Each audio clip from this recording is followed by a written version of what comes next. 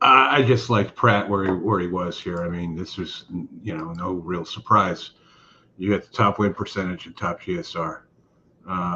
That's good enough for me there. You're getting an upgrade to Pratt. Last out, not exactly the best of beginnings and everything else. And even when it won, it still had a little bit of trouble. But Yeah. The two, and then the other one I like was Giver Not a Taker. This one's been working well. Peter Miller, and you're getting the red hot Frazier at 7-1. The EE morning line there. GSR's in line. Yeah. We're good with we're at with the SOAR and everything else. So SOAR fits. Can get a better trip, and we're dropping also. We're going down from the stakes race, still staying at the distance. I like that too. That's pretty much it. I mean, I don't think it's, if I recall, it hasn't won at the distance and just won second place, but and it says 7-1. It's just the Pratt. You can't ignore that. I mean, right? I agree. And everything, but and JJ riding the horse and all that. But again, it's got to come back. It's got to win again. Can it do it? Yeah, sure, maybe. But if 4-5, no. Yeah. That wasn't going to be to where my double was. And that's now the pick 6 ticket. That was it. And then spread the next leg, and it was just trying to pick the right number so the thing would cost $12 and pay a ton. 4 digits. And I considered the 4 here because the 4 can rate, one at the distance, one the Shoemaker Mile. For me, the question for me is, as an 8-year-old, is Count Again still the same horse? Yeah, I mean, because if Count Again, second off the layoff, runs this race it ran in 2022 in the Shoemaker Mile, I think Count Again wins this race. Yeah, based on everything I'm seeing. The two you and I both can see maybe could go gate to wire, has been getting caught, but has a significant enough pace advantage. So are you just click the win percentages column for a minute? Yeah. And so you're jumping. This was one of my data nuggets too for you guys. Yeah. It's a very small sample size, but on the turf at Del Mar, E top win plus E long shot is 50%. It's 3 out of 6. So small sample size, maybe not something to single over, but something to definitely a horse that you have to keep an eye on. And you might say this horse is 0 for 3, but it has been facing, more difficult group or similar groups. Almost got there, maybe gets there this time, and was a real winner overseas at 7 furlongs. And they usually say 7 furlongs overseas is like 8 furlongs here. Oh, is that because of the earth being flat? Yes, exactly. All right, let's look at the chat. Yes, Chuck, bright future. I remember you talking about that horse this morning. Good call on that one. Hello, Rob. Trying to understand how the win percentage changes throughout multiple days when the track is dark. Yeah, so that the algorithms keep rerunning until, for changes in condition, for additional data that Equibase puts in there, you'll see the picks change throughout that time too. I've seen the long shot change many, many times, as the week goes on as well, just because those algorithms rerun based on even small changes. Yes, correct. Whenever Equibase makes changes and the system gets it and you get a refresh on your browser, it will update. And like at Saratoga too, the entries will be in the system before the post positions are.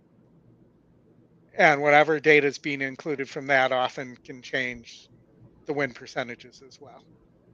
Yeah, especially from what I've seen. Scratches, surface changes, whatever. So what was your top pick in race 7 then? Because I know you were spreading here. 7. Never click on the right one. Let me go back and look at my sheet.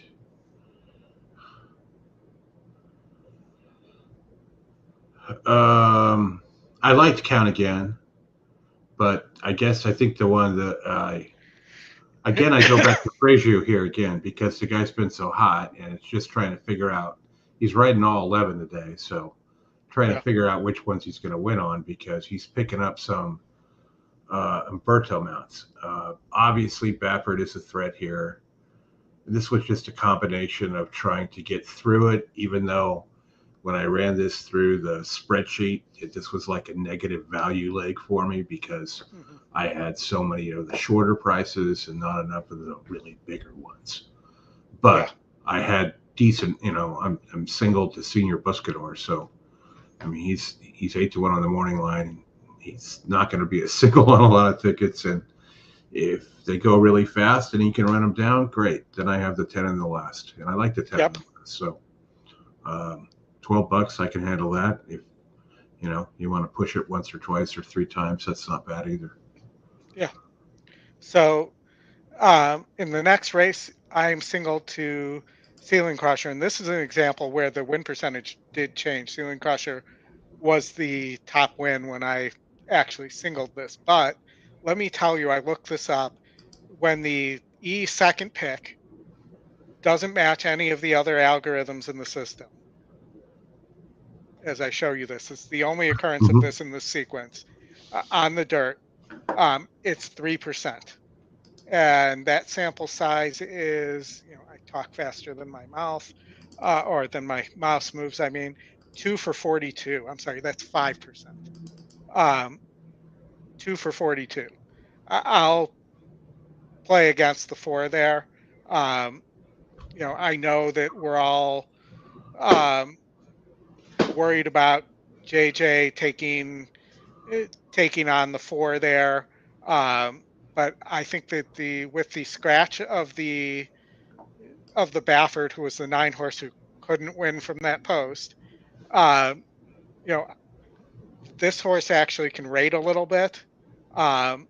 Maybe they weren't happy with how JJ got him out of the or got her out of the gate or something like that. I heard it was not a great ride, so maybe that's behind the change. Maldonado's like a comfy pillow for O'Neill, and like it would be like putting Mario Gutierrez aboard for him. If I wasn't singling here, my second choice is actually Justique because I think the pace could set up here. Yeah, and it's second off the layoff. Has a huge work. I just, I worry about the break. If Justique breaks better and can just relax, I think that this horse has a real shot here with the Baffert out. But I just the other one that was interesting, and I know you used, was Flying Connection. Yeah, and let's talk about that in a minute. But let's just watch the last at Saratoga. Chuck just put in the chat that the 10 or the 12 will trigger $1 million bonus for somebody who played the late pick 5 and Naira bets. They would be the only ticket holders. They would scoop the pool for the 10 and 12 and get an extra $1 million on top. So I know we're probably try and see if we can get the volume on them. All right. Let me know if you can hear this. It's kind of muffled to me. I can't hear anything yet. Oh, there we go. Do you hear that at all? Nope.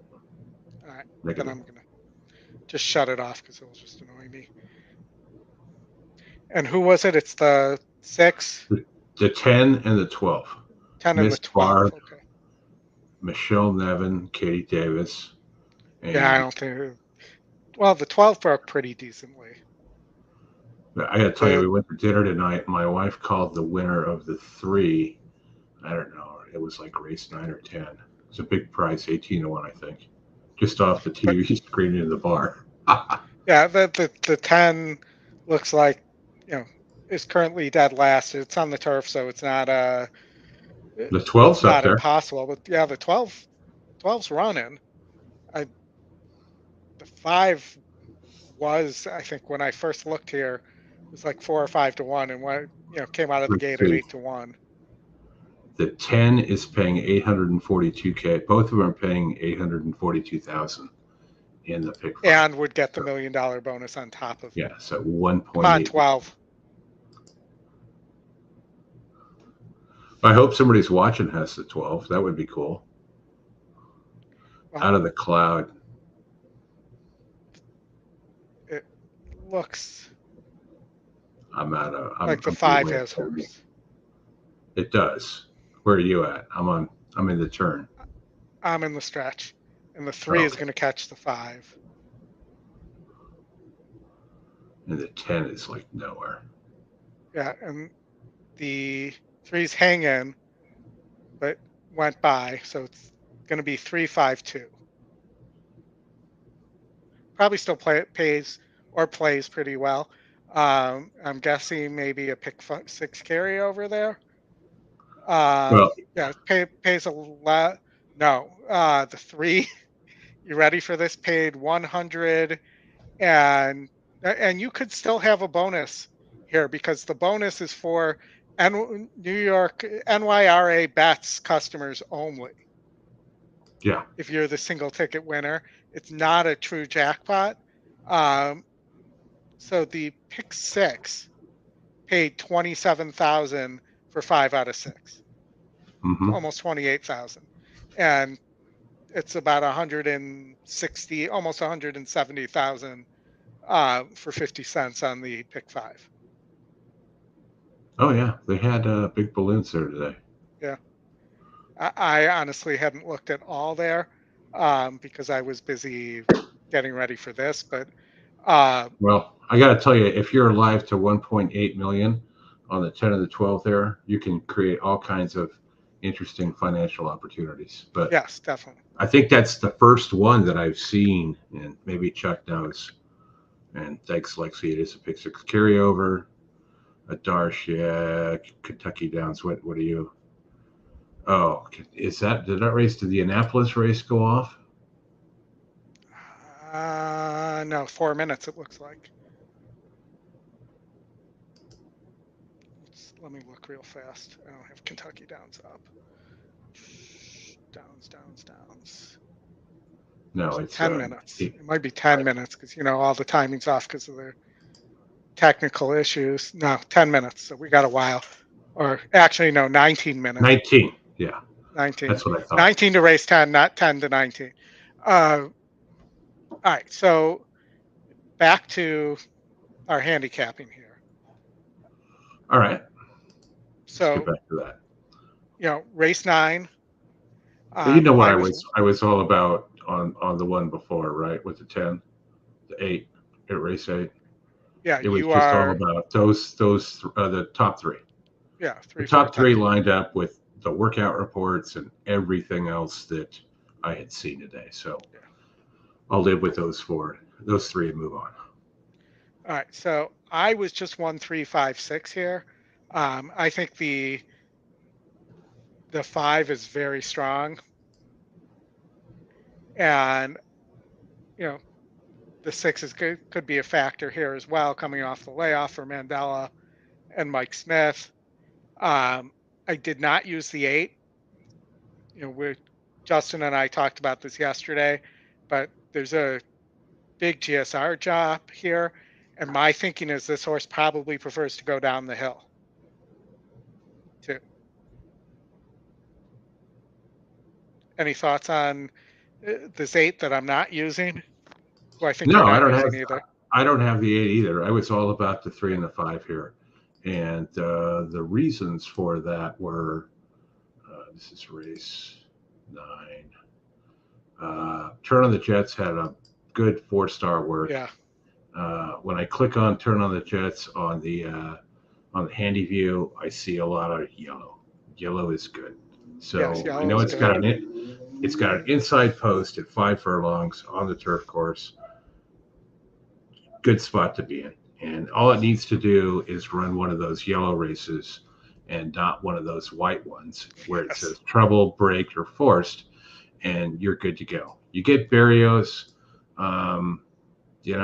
Barrios hasn't won on the horse, and he got in trouble with him last time. So, but maybe he figures him out here and gets a good run. The other one's Beer Can Man. I mean, just solid again. Knows this course, knows how to do it. Yep. And again, this one's another one where we're stepping up a little bit here, but there were two prices here for me, and I wasn't going to take Motorist. I wasn't going to take any of the guys that were going to take a lot of money because I just wanted to either hit this and move on and have other things going along the way.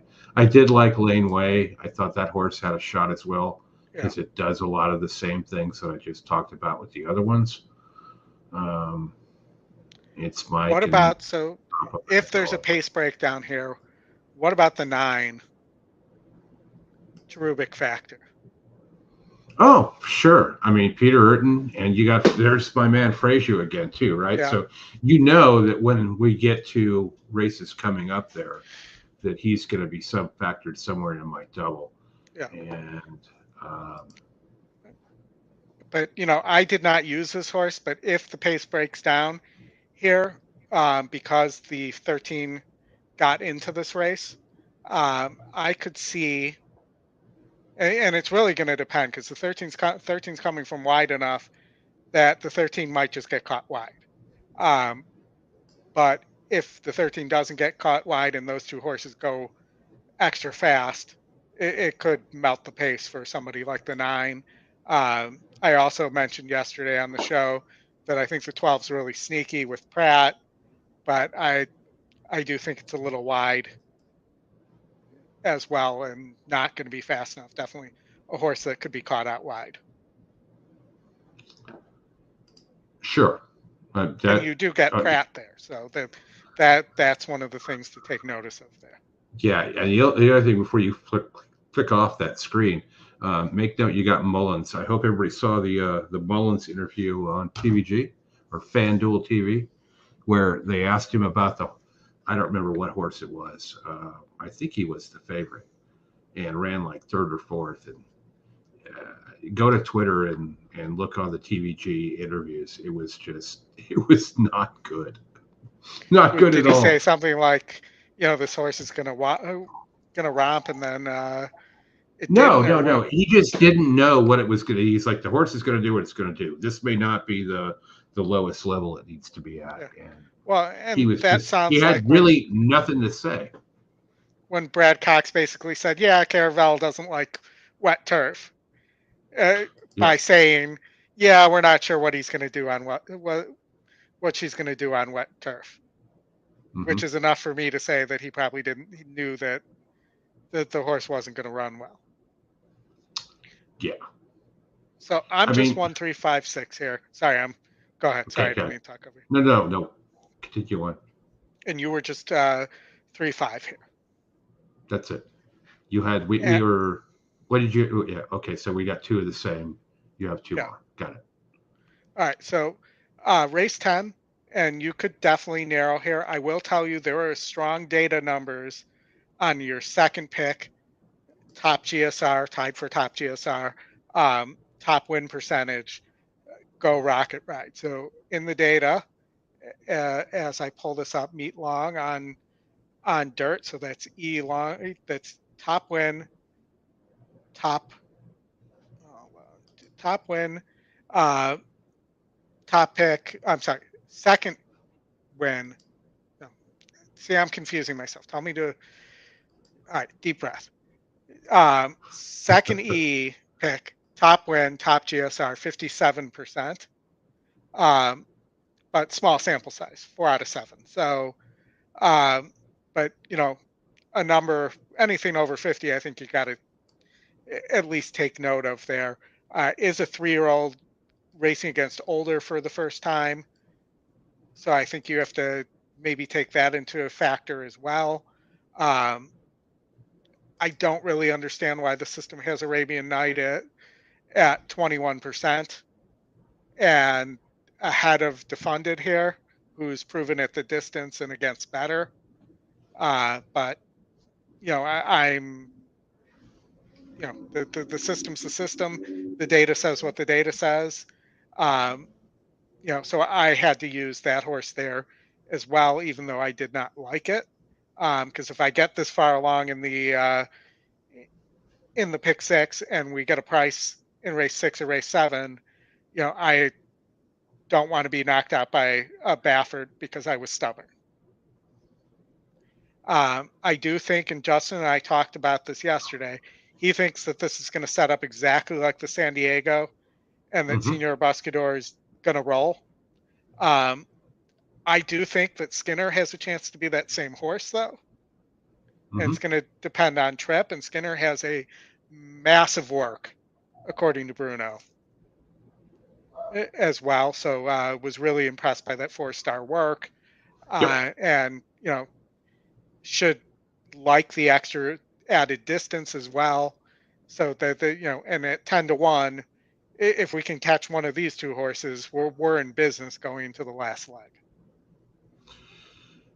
Yeah, I was just all about the 8 there and just trying to catch that horse and then round it out with the 10 in the next, which I thought Yeah. was an obvious one as well, and catch it for $12 and move on. I'll be playing along with a lot of these horses, but Yeah. I will certainly have an 8-10 double at the And end. But and I spread here. I showed this yesterday on the preview show, but we're going to be going to the gate here in a minute. all right, the 4-horse here. I just want to show this note. I had a note here because if you look at the GSR stuff here, this horse wants turf and wants longer. I had a note of watch for turf on this horse, and this horse is finally getting to turf in the U.S. here. Mm-hmm. Though I do not trust Jose Valvidia Jr. Spread leg for me, but let's hope and pray we move on here. I probably don't trust Jose Valdivia Sr.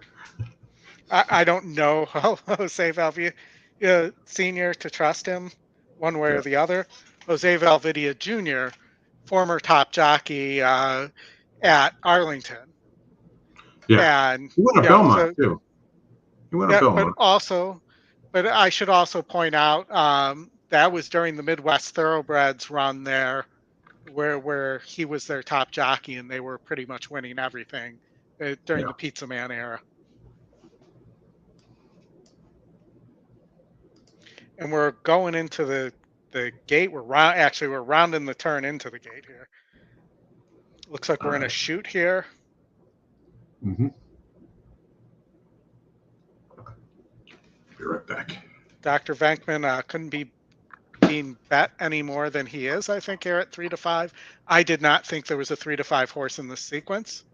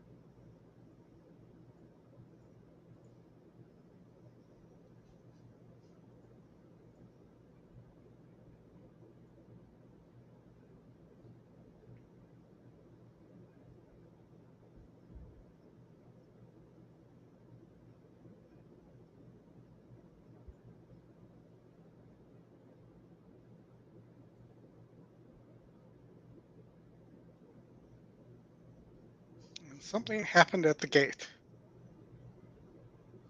As we go quiet here, I'm sorry we can't show Delmar live. They haven't given us the rights yet. We've asked in the past.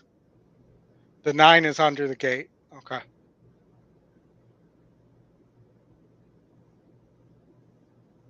So we'll just twiddle our fingers here. let's see what else is coming up, and we can talk about here for a minute. Um, let's look here. So we have that Annapolis race at Kentucky Downs. I broke this down yesterday. I just had a question mark there, but I thought you could possibly get a price with a toned or stitched here at Kentucky Downs, and that they're both going off at pretty decent prices. I don't know why a toned is run so poorly. We got a horse under the gate.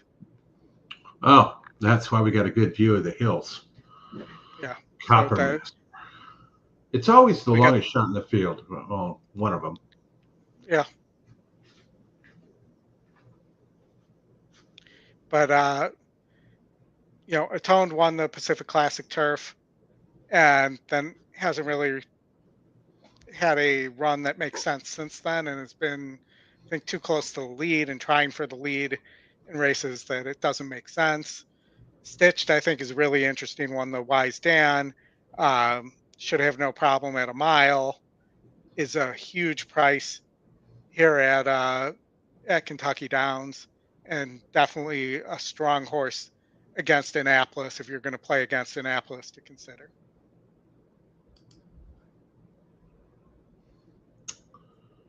$4 million in the pick six pool.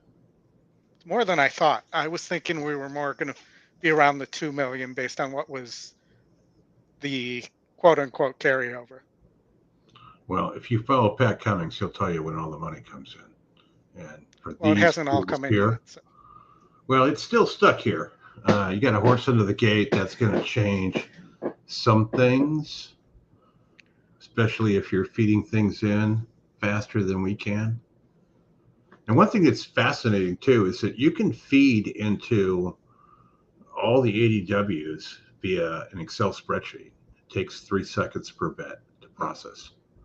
And you can batch process all that in, but you got to do the math on how much time you need before you think it's going to close, if you wanted to do that. And there are people that do that. It's like amateur day traders, right? Yeah. So you're basically playing, a lot of these guys will play $4, 20 cent, cheap, 20 cent pick tickets, 6 tickets, but they'll play hundreds of them. So you're just looking for 1 or 2 to connect. It's like playing 100-card video poker and getting dealt 3-door royal. You got a pretty good chance when you're playing 100 hands to get it. But you're also paying for that. Yeah, absolutely. I think one thing they should do for these things is just not load the 9-horse, right? There's no reason to do all this shenanigans. Right, I agree. I've been thinking that for years. They do it overseas all the time. But just again, pull the horse out and go. With my idea for dealing with the perception that there's cheating going on by the numbers going down after the race starts, was to lock all the bats so you can't place a bat after the first horse goes in the gate, after the first horse is loaded. Gives time for the system to update, and then you wouldn't have to do all these shenanigans moving the horses around so people could change their bats, that kind of stuff. Once the first horse is in the gate, it locks. You refund the people who were on the horse that gets scratched. It just pisses people off that they couldn't cancel bets. Right. And that's why you refund it. Yeah. But, it also would stop the manipulation that's going on. That there was an example put out there where the longest shot in the field at, I think it might have been Prairie Meadows, in the doubles, all of a sudden had a ton of money thrown on it and was the favorite in the doubles, so that the horse that should have been the favorite paid like $178 on a $2 double. Well, the other thing you could do is make them stand in there for a minute, and then, Yeah, but then you have horses crashing into the gate and. Oh yeah, I know. I'm kidding. All right, we got this one at Del Mar, and then we got the Kentucky Downs one. seem to have figured out a way to get on top of each other yet again. So it didn't change too much. He went from 4 million to 4.2, call it. Okay, mine hasn't updated at all. I'm just looking at the FanDuel feed, which is going to be behind you, so you can tell us, or me. No, I'm seeing 3.9 right now, probably plus the 200. That's the new money. So you must be behind. No, I'm in mid. 3.9 is what's still showing for new money. They just left the gate. No, I'm way ahead of you. Top pace is doing what we thought. 2 top pace horses. 3 got away a little bit. Your 8 is looking really good. Come on, 8. Who's coming in behind? Somebody's flying on the outside. It's a bomb. It's the 5. Here comes the 7.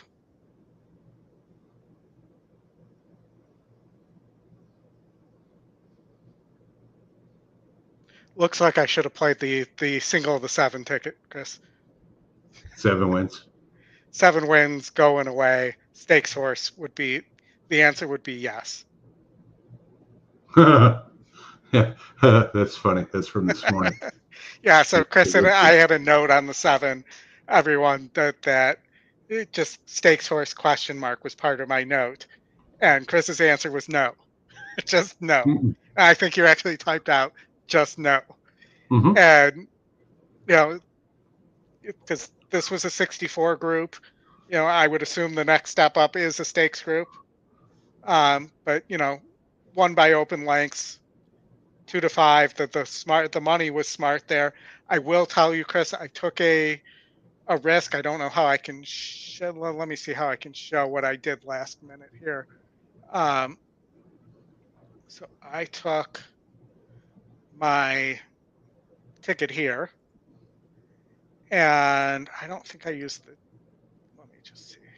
I think I used the 4 instead of the 3 in race 8, because I was rushing. But I just went 3-4 here. And then if I update this, and I went with the horse that I shouldn't have, because I was rushing at the time and didn't use the 3, and that's going to kill me. I have a feeling, but that's what I played. To the 7, just on my own. All right, we're getting ready to go to the gate at Kentucky Downs. You got sound for that? Again, sound not working from this computer. It works from my other computer. Let me see if I can get that up, but give me 1 sec. I want to get something in on this, because I like the 3 here. Who's a bomb. Just going to play a win play show there. Let me see if I can. Oh, and of course, my video computer decided, and this happened a couple of weeks ago too, that now is the time to update and restart. Oh. I could pull another computer if I need to, but let's see how fast that comes back up for Golden Gate here. If I need to walk away for a second, I might need to get a power cord for device number 3 if I have to go to device number 3 here. Technical difficulties on the stretch run tonight. I mean, it's still better than. Good job, Lexi, with the single there. Nice. Still better than my. What am I trying to say? Still better than my. Lost my thought. I'm freezing up like I'm Mitch McConnell right now. All right. Well, let's. I think this race is getting ready to go off here at Kentucky Downs. It's off. It's actually off. Okay. Well, what did you like here? I know you don't like. I didn't like anything. I didn't play the sequence. I know Annapolis was an interesting horse for a ticket that I saw earlier. So tell us what happened. So it's off right now. The 2 horses I said could challenge Annapolis, but I didn't want up on the lead or up on the lead. Atone just backed off. The 5 is rushing up. So right now, Stitched is on the lead with Florent Giroux. The 5 Smokin' Tea, who I did not like at all, for Shug McGahee. And Johnny V is in second. And Speed has been really holding, much to my surprise and my memory at the downs. 6 is now rushing up. Seems to have some horse. Fast pace. We're at for a mile, we're at about 46 and a half. Stitch is kicking on, but I think we'll get caught in the stretch here. In the stretch run? We're in the stretch run. We're going up that stupid hill. Going up that stupid hill. That's a Kate Hill. I've lost so much money up that hill over the years. Running up that hill. Here comes Atoned. It's going to be Stitched, Atoned, Stitched second. The 6 horse, Ancient Rome, who was Justin gave out, his top pick, gets up at the shadow of the wire. Up the stupid hill. Up the stupid hill. All right, it's just going to take me a minute or two to log this machine back in. So when you see me leaning over like an idiot, it's because I am an idiot, but also because I'm logging the stuff back in. All right, Golden Gate Fields race number 6. We go from a stakes race all the way down to a bottom level there. Claimer. I shouldn't say it, to a glue race. We go from stake to glue. Yeah, it's more like steak to hamburger helper without the hamburger. How about a Freshka? 5 horse. I know. Top pick. Almost there. Second percentage. 5 for 11. Share screen. One more click. We'll get there. Or is the 3 just going to go? Go, go, go, go, go. When I see that and I look at a bunch of non-yellow, I don't like it. Don't like it? Don't like it. All right, so let's look at this. We got a minute for this Golden Gate race. How about a Fresca versus O'Neill's Legacy? O'Neill's Legacy, classic Golden Gate horse, been running here for a while. I don't know how that affects O'Neill's Legacy, but can't be good for it. How about a Fresca, wins over 50s? I don't think after scratches this is a 56 group either. O'Neill's Legacy, not a horse that likes to win. I would play against that horse there. I'd be looking at how about a Fresca, maybe Lady in a Hurry here, also doesn't like to win a lot. Yeah, I think it's one of those 2 horses, but I'd be on how about a Fresca here. Yeah, double for me. 5 with 4-5, and then we're gonna do some. So you said 5. We'll just show your double here. 5 with 4-5. With 4-5. We'll click number 1 away there. That is your double, correct? Oh, I don't have it up. Here we go.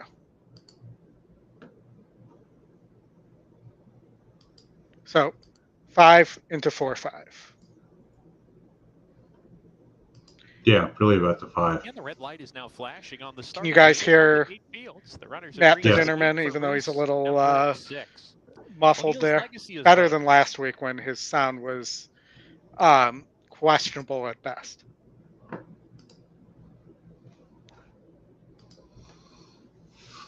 And let's see. So you like the 4-5. Miss Ski has gone into the gate. How about a Fresca loads? 2 back. Lady in a Hurry. to the outside. And then to the inside. I think the Splicer. 7's got a good shot to Here's go gate to Splicer wire in coming the up at next. 5 to 1. At Golden Gate. Yeah. And Laroff. O'Neill's Legacy sent along hard from post 3 isn't quickest. Miss Ski is quicker in the early stages. Catalina Martinez getting busy on O'Neill's Legacy, who now takes a hold, and Miss Ski, the long shot, strides out and leads by a length and a half. So it's Miss Ski on the pace. How about a Fresca takes second? O'Neill's Legacy a little bit keen, down on the inside, and a little bit of a tight spot off the heels of the leader who's slowing the pace down. O'Neill's Fine. Legacy on a stranglehold right now. She wants to get out of traffic, but right now she's stuck there in the 3rd position.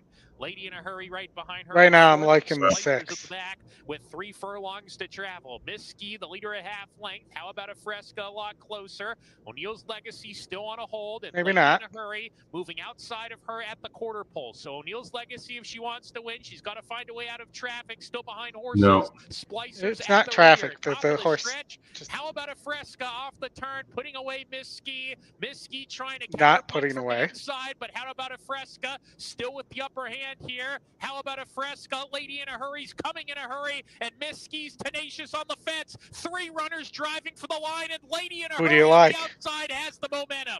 Lady in a Hurry gets there over how about Sorry, a man. Fresca? Miss Ski, I mentioned that Splicer, 6 and was O'Neill's the other Legacy. horse I It's liked. a double for jockey Irving Orozco. Lady in a Hurry. Yeah, you got to draw the 4-1, line pulls somewhere. off I'm a not mild upset in the field of 5. diluting potential. You're payoff. not going to play 5 horses in a field of 5, is what you're saying. No, I'm not. I'm going to make a decision and move on from there. All right. Well, what do we have? Anything else coming up? We got Chucktown. Check your ADW because these times today are iffy. We got Canterbury. Did they stay on the turf here? They did. So pretty good size fields. At Canterbury, we got a maiden race coming up. State bred. We got a 2-6-2-6. Yeah. Top 2 picks in alignment. But you got some speed here on this 8 horse, just low GSR probably is a stopper, but it hasn't been on the lead, so we don't know what this horse will do if the jockey is able to break out of the 1 hole. Mr. Lopez here, who also appears to be getting the weight break, so it's a bug. Is this horse on the lead going to get brave? It's a high percentage trainer. First time.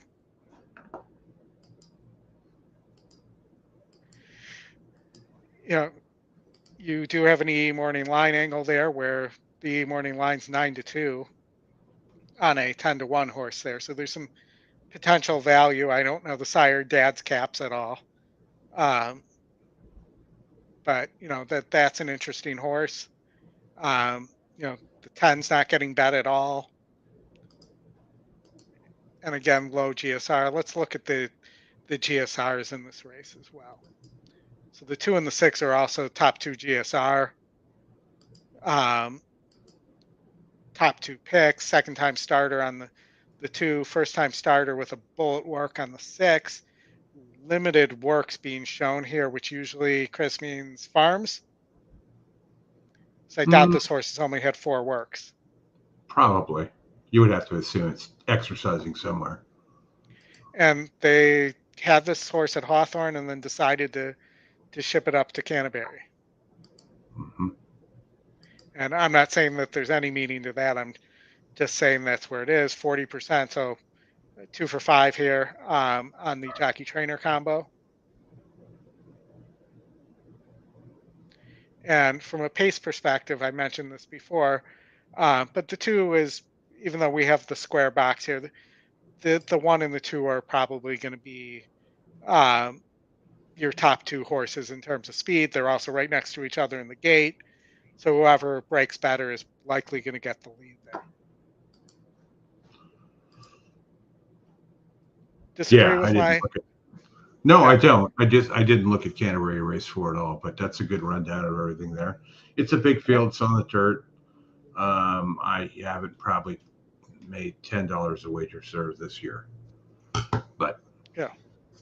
Well, and let's just look. Let's look maybe at a pick 3 here for the 50-cent pick 3. Let's look for like a $4 pick 3 and see what these other legs look like and see if we can find some Track is on value fire, here. so those top two are hitting at Yeah. their regularly scheduled Program. Minnesota bred are called deer. Thanks for that, Scott. All right. So, the 6 almost went gate to wire last time or 2 times back. I do think there's other speed here. I probably don't, if it were me, I probably don't need this horse. I probably would add the long shot instead. Even though Who the long has shot doesn't the look most like much. amount of yellow? The most amount of yellow. Who likes so to win? Anybody? I'm guessing none of these two. I mean, those are long time ago yellows. Well, a long time ago, yellows are better than a lot of whites. Yes.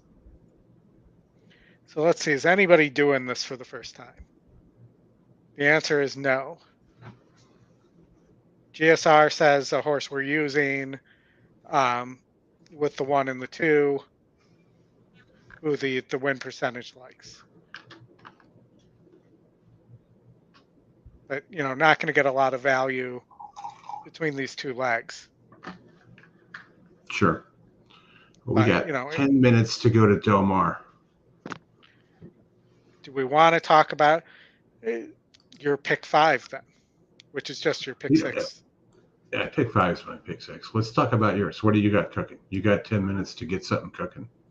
All right, well, let's. I know you want to cook something. You know me, I'm always cooking. All right, well, let's see if we can cook with gas here, though. So I cleared everything. And as soon as the system decides, oh, wow, look at that, I need to log in again, or the system. There we go. System was having a moment. All right, so pick 5. Let's use the 120. No. Start lower. Go. Oh, you got it there. You I got yours there, anyways, and that. Yeah. Then I unlocked here. No, actually, it's not. I just cleared here, and this is what the system actually wants to do. No, I thought I hit clear all legs. Hold on. Let's redo this. What value you want to play? Let's do 45. Start with 12. Start with 12. It'll give you the lowest amount of singles that it will want to do. It likes your 10 in the last, no matter what I do. Yeah, 10 is the mage, so we'll kind of leave it there, right? Whether it wins or not, it's always going to default there, even if you go 45. Yeah, and I'm okay with going the 10 in the last here, but I know both Justin and Brad like the 9. In the 11th, yeah. Yeah. But all right, so let's look here. The system actually doesn't like the horses that we like for the most part in this first leg. The 2 looks to me like it's going to stop. The 1 du jour is a Baffert, but it's not using Count Again or who we both like. And then I also like Exalted. So I'm going to add there. I'm singled here, so I don't want to single here again. Or I could, but I was thinking the Bear Can Man single here.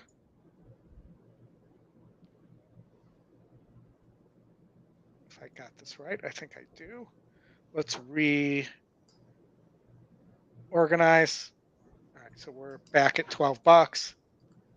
We lock that leg. We're going to leave all these other legs open, and we're going to go $45. And it just wants to pile things on.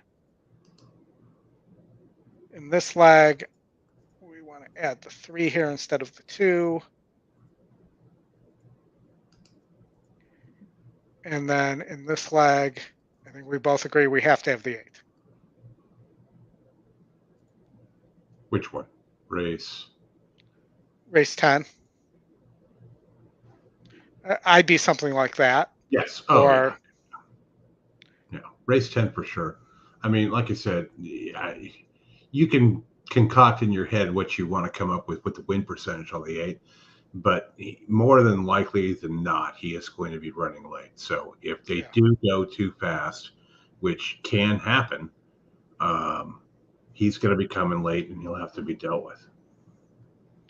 Agreed. Exalt here? Really?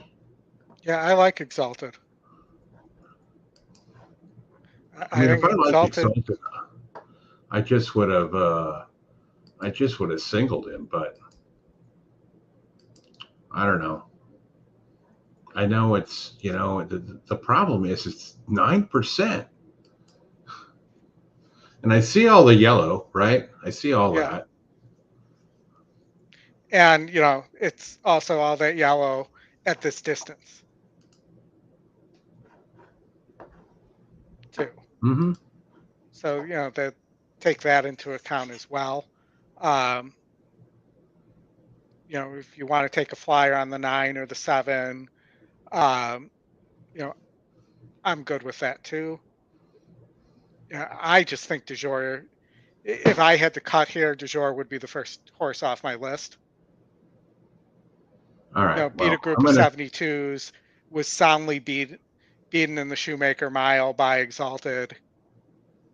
Kind of runs the same race, one paced every time. All right. Well, I'm going to do this. I'm going to just single your Exalted because I don't have that anywhere else. And I'm going to go 4, 1, 3, 4, 10 to Beer Can Man. That'll be my pick 3. It's $2.50. Yeah. I'll play it a few more times than that.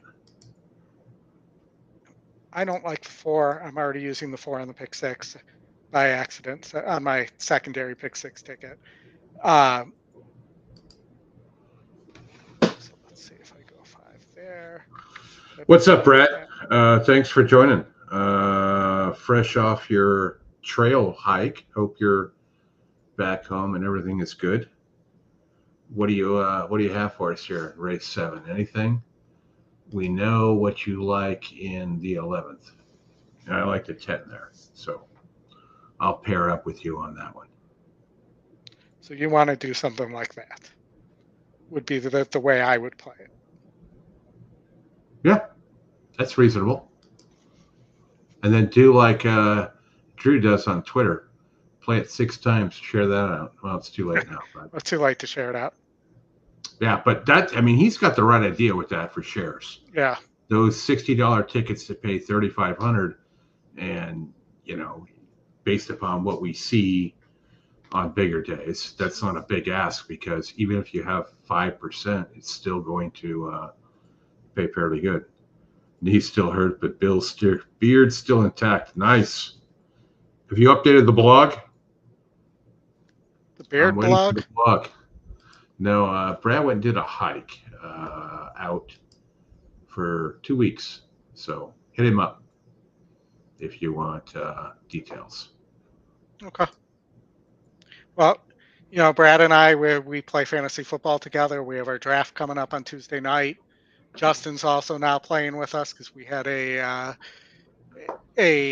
quote unquote owner leave the league after who'd been around for about 7-8 years. So Justin's taking over an existing team that we do keepers with this league. So should be a fun time virtually on Tuesday night, and we'll talk some trash and have some stuff to talk about next week too.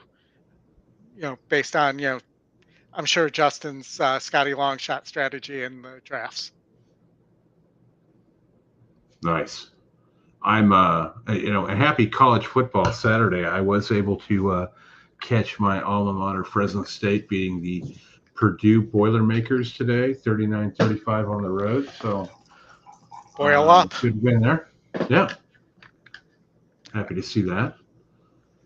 My alma mater, the University of Kansas, beat the always dangerous Missouri State, which used to be, I believe, Missouri Rolla. It's either that or it was Southwest Missouri State. I think it was Southwest Missouri State. So we're playing the really tough teams early on. Yeah. Brad is, 125 miles over 2 weeks. That's crazy. Crazy. Brad, A lot of walking. that's not good for the golf game, though. No. Yeah, he had a little blog that he was taking pictures and uploading. Good stuff. Okay. And Got new, no got new Bears, so you didn't boots. see Urlacher or Dan Hampton or Ditka. Ron Ellis being interviewed by Brittany on TVG at the moment. Quite the fall for Ron. He's regrouping. I don't know much about Ron Ellis, so if you want to fill us in on the fall. Well, Ron was a decent trainer. I mean, he won well. He wasn't a bad guy, but he got in trouble with that. And I can never say the name of the horse right, so I'm not even going to try. But it was the one that ran on Derby Day. That what the hell is that guy's name? Anyway, one of the trainers isn't helping, Chris. One of the trainers we used to call the witch doctor sat there, and it was a high morning line, and he went off as the favorite and ran off the screen. Okay. And he got transferred to Ron. Ron ran him a few times. He ran well, and they got to the Breeders' Cup, and that's when the rules were different. And they had told him, "You're pushing your luck with these injections," and he ended up testing positive for it. Which it was at Santa Anita, so it triggered whatever the longest suspension was for you to disband. Like everything had to go, and then TVG took him off the air, and he was out for a number of months, like I think maybe 4 or 5 or 6, and whatnot. And there was a lot of back and forth on, the whole case and everything else, but it came down to what a lot of them face, which is, if you get caught like that, you can be sometimes screwed. But he's not a bad guy. Yeah. I mean, the rules were different. This was probably 4, 5, 6 years ago. Well, but it also reminds me of when Chad Brown said that he couldn't run Jack Christopher because he wouldn't pass a medical at the Breeders' Cup. Well, he wouldn't pass their typical trotting test. They do. But there was a horse that ran almost beat Zenyatta St. Trinian at Hollywood Park, and if you go look up that race, that horse had such crooked action, it was crazy, but she could run. But she wasn't going to have a 9-year career running that way. Yeah. Kind of like Tiger Woods at his back. You can't swing that hard and not have some level of deterioration. We are in the gate. It's post time. The 4 is acting up a little bit in the gate, but everybody gets away well. Just as the pace number predicted, the 2's on the lead. 6 is coming up to challenge the 2. And the 7, 8, and 4 are in the second level here, just sitting slightly off.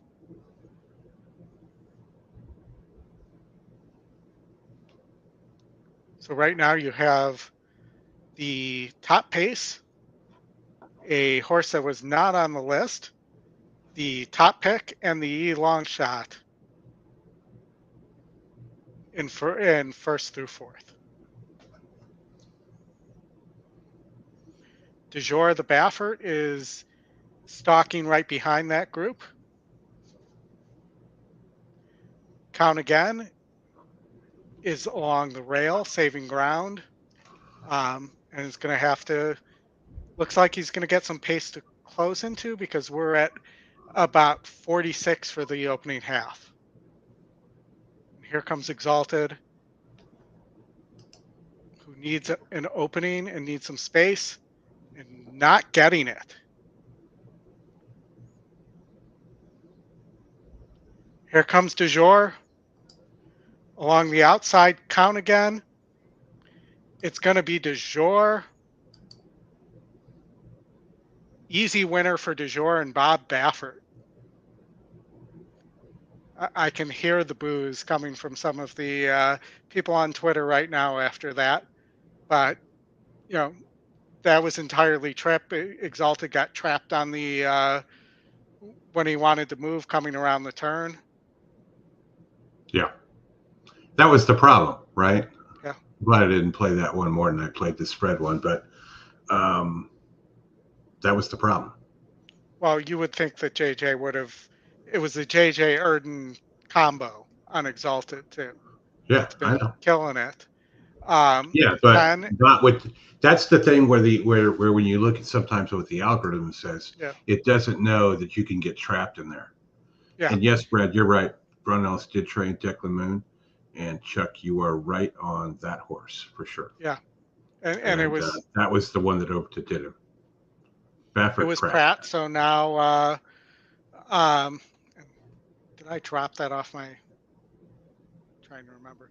No, so we got a nice price to open the pick 5, and Yep. you know the pick 6 is all about the 10 here. Yeah, I played the same ticket I had back. It was $15.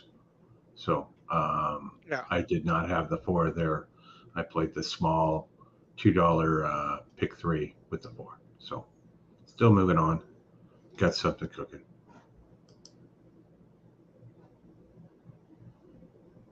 Yeah, and that for me that was purely trip, and Pratt negotiated a much better trip there. Yeah. All right, let's see. We got 7 minutes to downs. Golden We Gate. have It's 6 minutes 8 minutes to the gate. Yeah. Late double. Yeah, let's look at a late double. Hold on one sec. Let me get that up. We got a mile and 16th on the turf and a 6 furlong maiden special weight. And I like the 7 here. If I'm looking at a late double, lots of yellow. Yeah. You know, beating a similar group, both on the dirt and the turf. The pace advantage is significant, not just the box, but looking here, obviously the GSR is fine if it's been hitting the 5, who's 27% and top GSR, dropping here, but hasn't been not a winner. And I don't know why it's not showing any lifetime races, because it has 1, 2, 3, 4 races in the U.S. over the last 3 years. So that's also concerning that the horse hasn't been able to stay healthy. I will point out it does get Evan Roman, one of the top jockeys here at Golden Gate. And the other, if we're looking from a GSR standpoint, you also have the one who's getting bet and is a many-time winner also. And has beaten 62s on the synthetic. GSR actually goes up a point on the turf. So that those two horses, the 7 and the 1, I think the system has it right here. Yeah, I'm with your 1. I mean, the 7 really. If the 5 goes off as the favorite, you're going to get value on the 1 and the 7 here. For sure. 5's got good works coming in. And you do get Evan Roman there. So there's some things to like about the 5. Just what's not to like is, it's going to go off. What is the favorite? I mean, it wasn't winning overseas, wasn't winning when it came over here. Does get the GSR jump back to going back to turf, but there's really not a sign that this horse, from what I see in its PPs or in HandyView Plus, is that it doesn't really want to pass horses. Yeah, and we know there's a faster horse here, so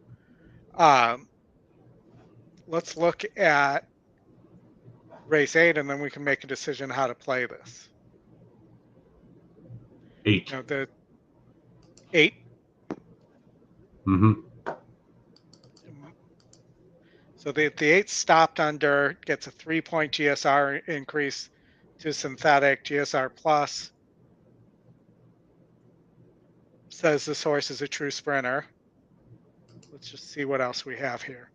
Oh, what's interesting here is this 4-horse with, again, Roman aboard. And 6-1 on the morning line, second time starter for Jamie Thomas.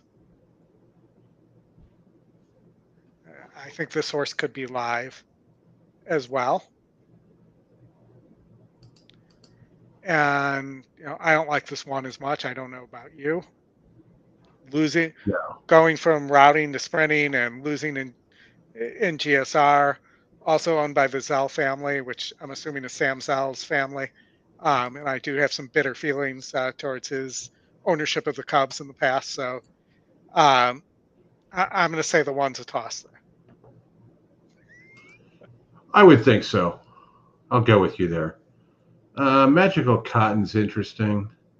You look at Works, probably the 2 Smiling Felon.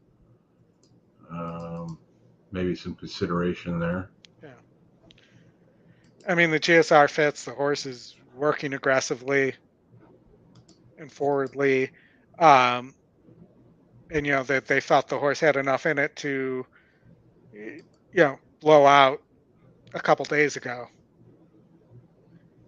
too. And all these works are pretty solid. I'll just say that, had this blowout gate work before the last start, too, and didn't get home either. And it was against a similar group of 40s.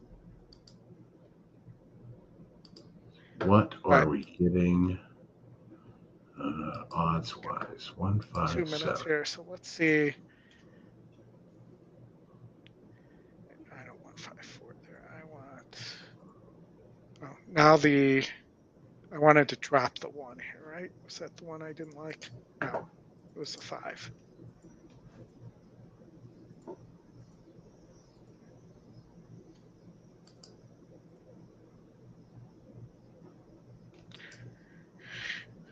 So that $8 double, I have not looked at the probables. I'm just trying to get something together in time to look at the probables.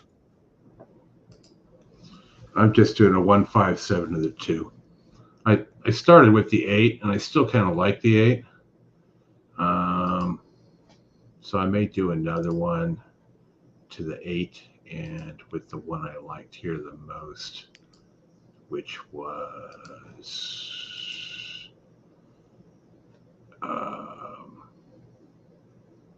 you were 4-5 here originally. Were you talking about Golden Gate? Yeah. You were the 5 into the 4-5. And the ticket that didn't make it. Exactly.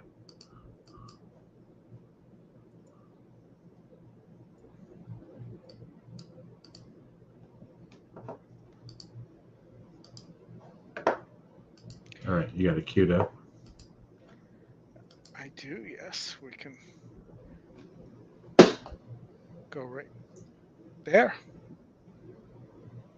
It's much easier with only one track to worry about on the video. I'm not leaving multiple tracks audio on.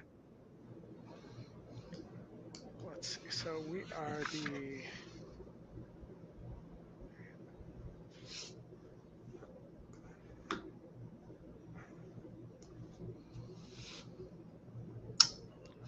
And then how many minutes are we away from Del Mar? We have 18 minutes. Starting gate at Golden Gate Fields, the runners have made their these are graded stakes, so we're going to have a little more time, I think, between. All right, I'm going to just play a $5 double here, 1-7 to the 4-8. To the 4 and 8. I looked at the probables. Not going to, because it's a $2 probable, it's not going to pay great, but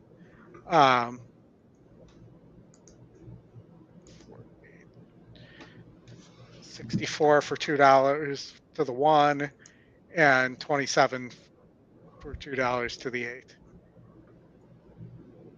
7's a little better, but Oldy to the inside post is loaded in. And the Kentucky Downs as well. Coming up.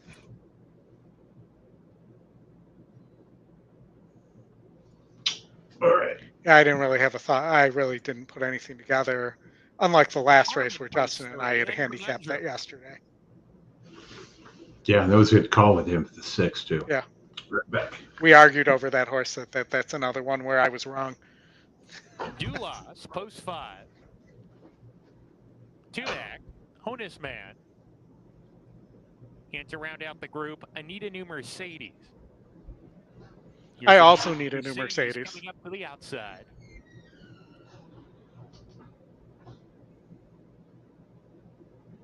We're ready to go.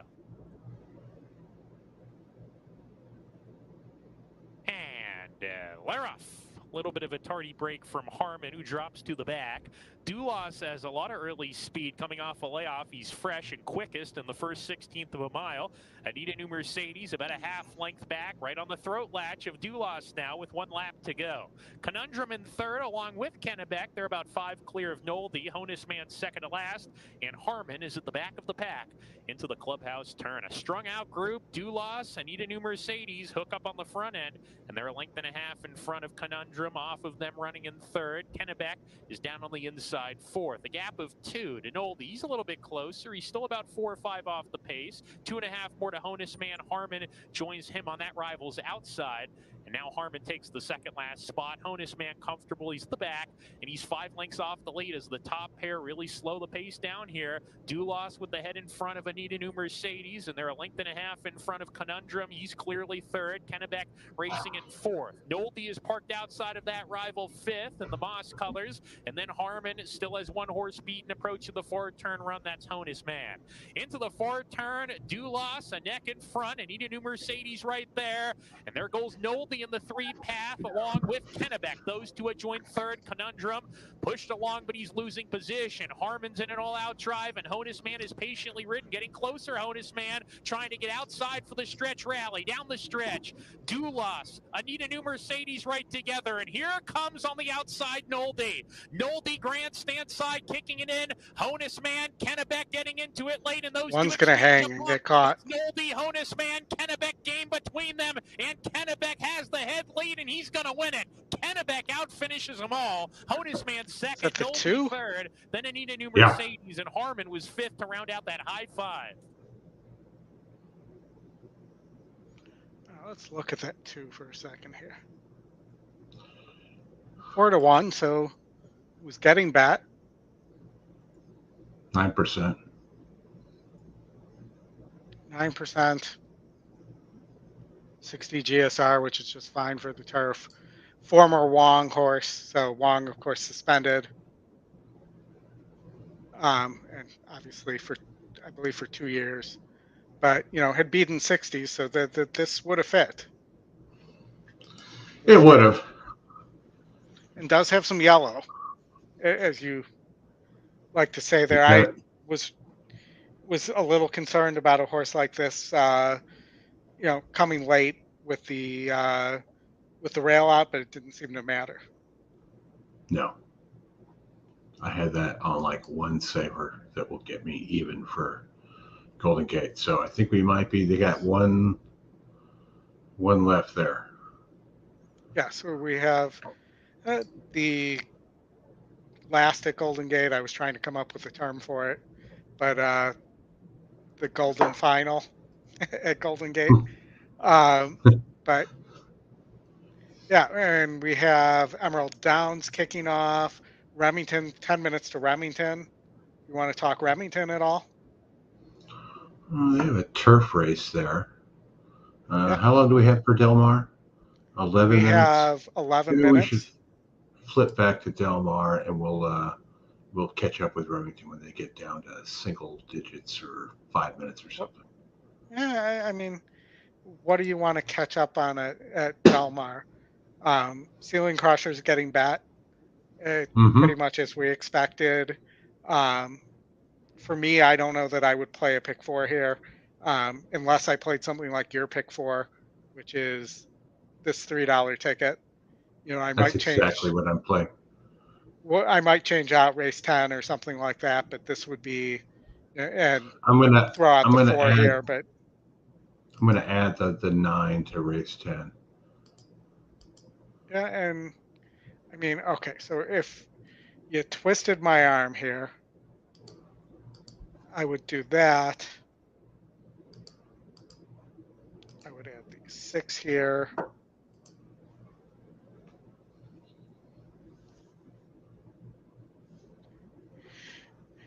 And I would add that horse there.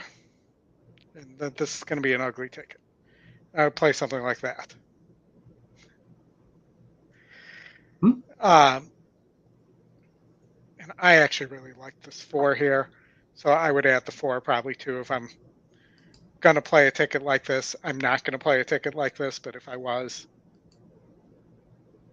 Inquiry at Golden Gate, I am told. Between the top 2 finishers, the 2 and the 6. The 2 and the 6, you say? I do.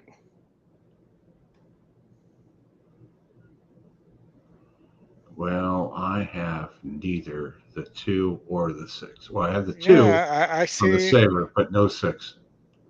I see why there's an inquiry after seeing that angle.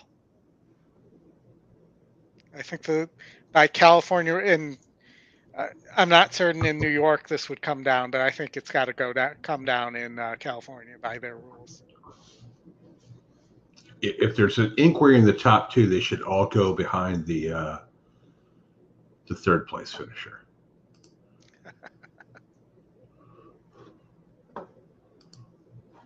But it So looked to back me to like the back flip to back to the ticket. yeah. I Your mean, I'm not playing $27. this, but this is what it would look like, something like that. 3, 5, 6, 5, 8, 4, 9, 10.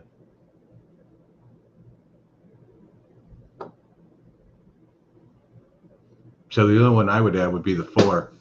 I would just have to have coffee in bed in leg 1. And that's $27. Yeah. 5, 8. You're going with Defunded. Defunded's the other one you're picking there? Now this is where we have to talk about. Let's Again, talk about remember my Pacific Classic pick as well. And I'll go back to this. I do not understand what happened other than the San Diego being too short for Defunded there. But Defunded has more victories rating than he does on the lead. And, if the pace number is correct, Defunded's not going to get the lead here. Should sit a trap. Has a win at the distance, is a grade 1 winner against Older. Last win, came in the Gold Cup at this distance.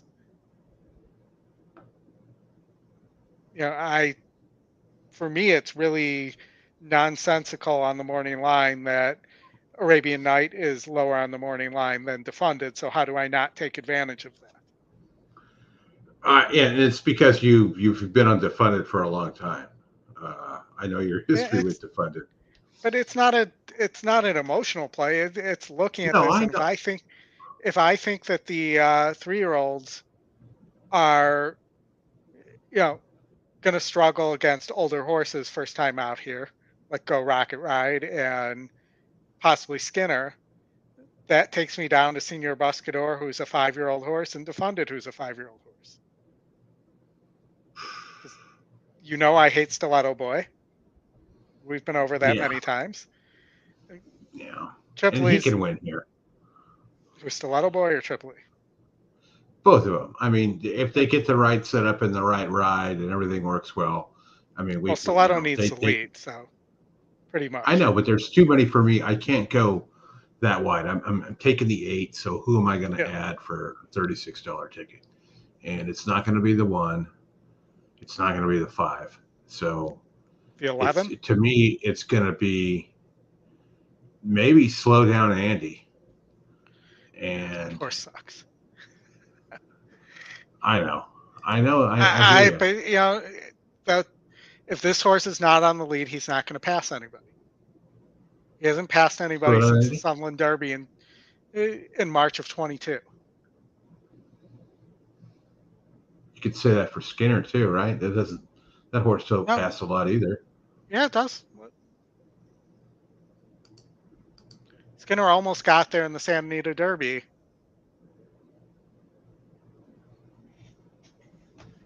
All right, I've settled. All right. What are you So let's see. Let me get that screen back up here. So 8, 9, 10 in race number 10. 8, 9, 10. 8, 9, 10. All right. So you're doing this? Oh, sorry. 8, 9, 11. Not, 8, 9, I 11. meant Skinner. I was wondering. Yeah. So bet the 10 to win for sure. And then 9, 10 in the last. I'm dropping 9, the 4. 10 in the last. Yeah, the 4 was my pick there. I have it on the pick 6, so if we get the single here, I feel good that we'll be alive to that at the end.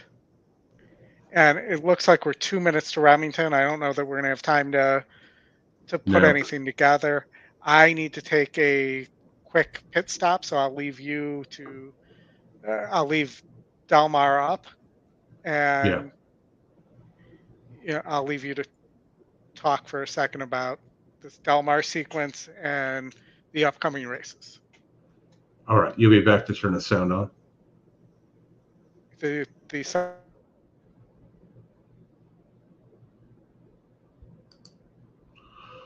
All right. So, Brad, race 9 has a ton of speed.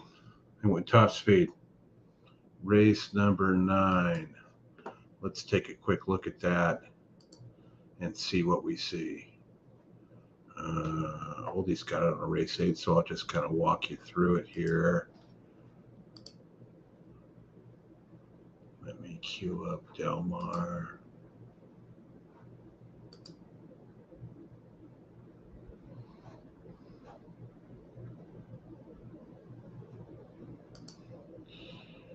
Yeah, Kid Corleone's going to go for sure. Kent's got to get him out and go. I'm curious why he doesn't have Frazier riding him, because Frazier has been his go-to guy. And who is he riding? He's riding the 9 for Peter Urton. And he's off the 4. A lot of yellow there to like, for sure.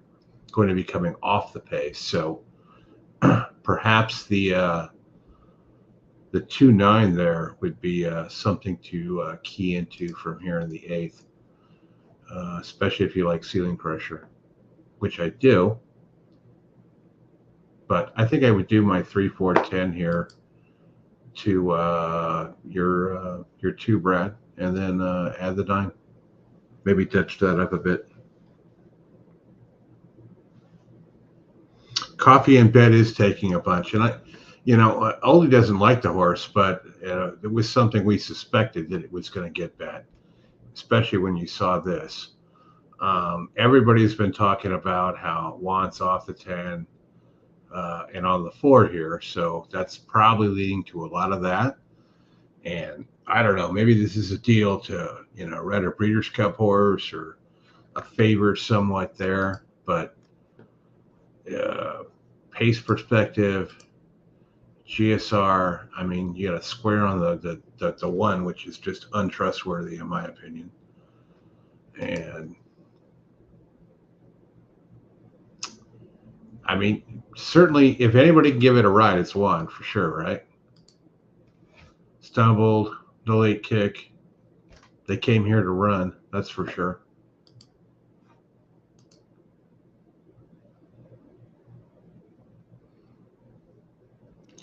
Marco's got the 3 and the 10. 3 and the 10 here. I like the 3 here. You can't knock the 3. Got the Scotty Longshot. I know you got Frazier, who is hot. Fincher can win these types of races for sure. Yeah, for sure he can.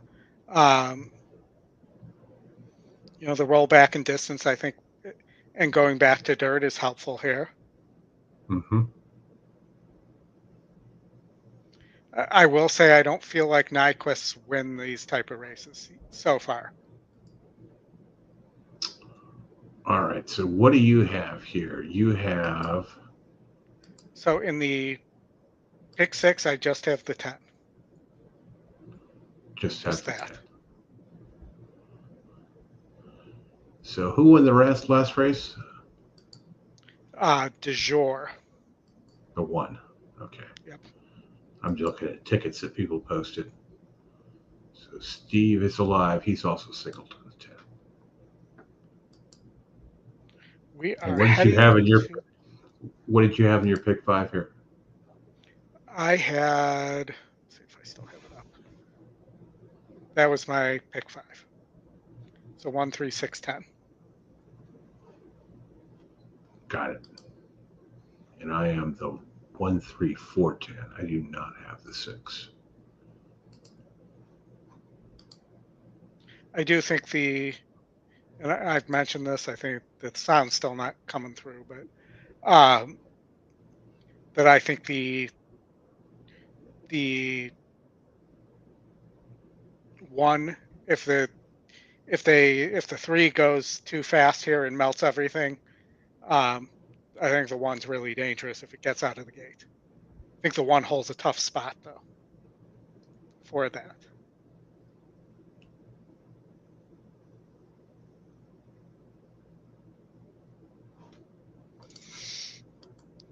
The opposite of what Bob thought on the 9 who scratched. All right, let me get something to eat.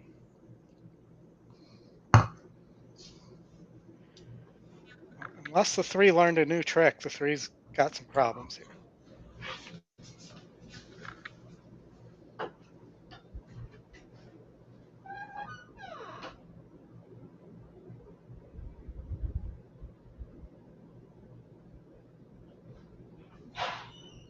And the 1 did not get out of the gate. 10 on the lead. The 8 pink ace for Phil D'Amato is in second. Very fast opening quarter of 22. And I'm going to call it 1.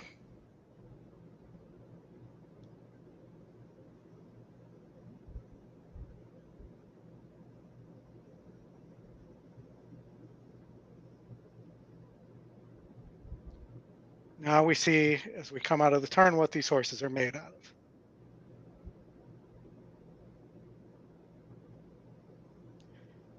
Maybe the 3 can rate.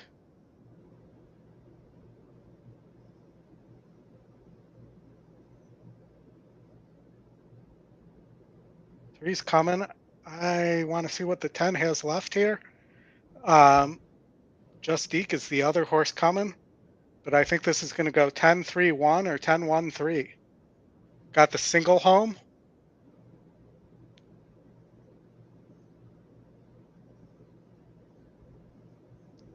Little single bingo action there. So we roll on to the last 3 legs of the pick 6 here. Little chalky, but this race actually was pretty spread. I will point out that the E second pick, when it doesn't match anything at Del Mar, now 2 for 45. We got our single. Nice. That's the best. Not one where I started going, yeah, we're going to lose. And then it ends up winning. That this was one, the Ceiling Crusher crushed it out of the gate. The 3 broke not as well, I guess, as we would expect. Justique broke like you would expect, which is terrible. And was there at the end in third, but I wouldn't describe as flying either. But going away on Ceiling Crusher. And a very, very live pace, too. 22. Yeah, it was. 46.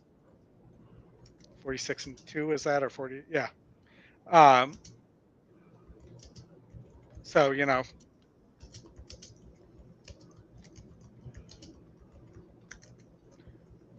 unfortunately, both my singles hit that I gave you this morning, the 7 and the 10. But from a value standpoint, it would have been nice to have beaten that 7 in the first race. All right, let's go back to the last at Kentucky Downs and just pull that up on the screen here. Last at the Downs, which I believe was a maiden race, if my memory serves me correctly. Downs. And race. we wanted the last race. Yes, and I'm correct. My memory did serve me correctly. All right, so Justin is saying that was his play of the day. No, this was. Which was? Mint Millions, the race 10. Yeah, well, he's Ancient saying Rome. that he's saying in the chat that his play of the day was the It was the 6 and the last race. So look at what was the last race double? Here, let me show you what he said was, did you see so he was highlighting the YouTube video. We need to clip the segment. Yeah, he wants to rub it in. So he's talking about ancient Rome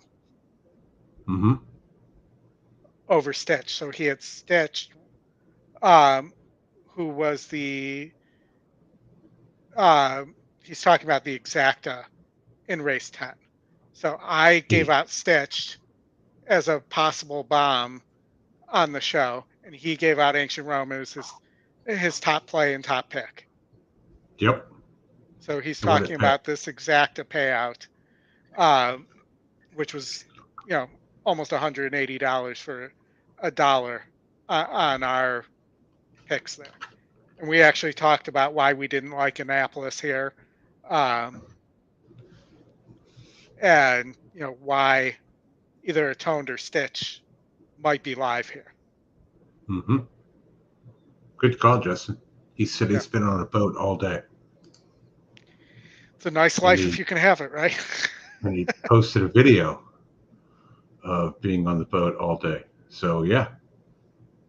No, and Justin, hope you enjoyed yourself. We're live if you're watching, we're live to the pick 6. Going into the final 3 legs here. Single home. And now we just have to get a couple prices. So now's when I'm hoping that I'm right on that 4 in the last too.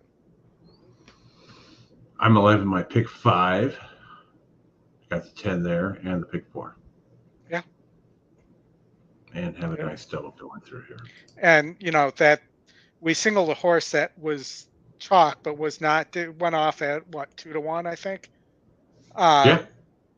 So wasn't extreme chalk either. So, knowing that race was spread, and we all think we might find a price in the Pacific Classic where it's possible people are taking strong opinions as well because they want to say that they picked the winner in that race.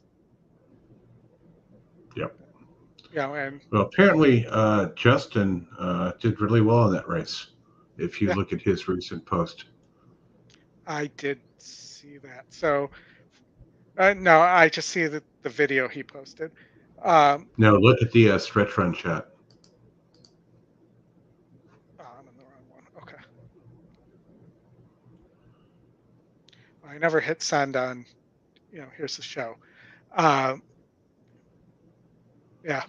18K. Very nice, Justin. Well done, buddy. $15 exacta. All right. And, Justin talks about this all the time, but he plays with no fear. And, that's an example of playing with no fear. He just played a $15 exacta to a horse I liked and a horse he liked. And, we talked about, and he saw what I saw on this 3, and we disagreed on the 6. But I'm happy to be wrong and happy because I had no, as the saying goes, I had no horse in that race, so to speak. I just had a win place show on Stitch, which made me about $100 with it finishing second. So, yeah. So All right, we'll see if we can get him to join. I sent him the link. Perfect. All right.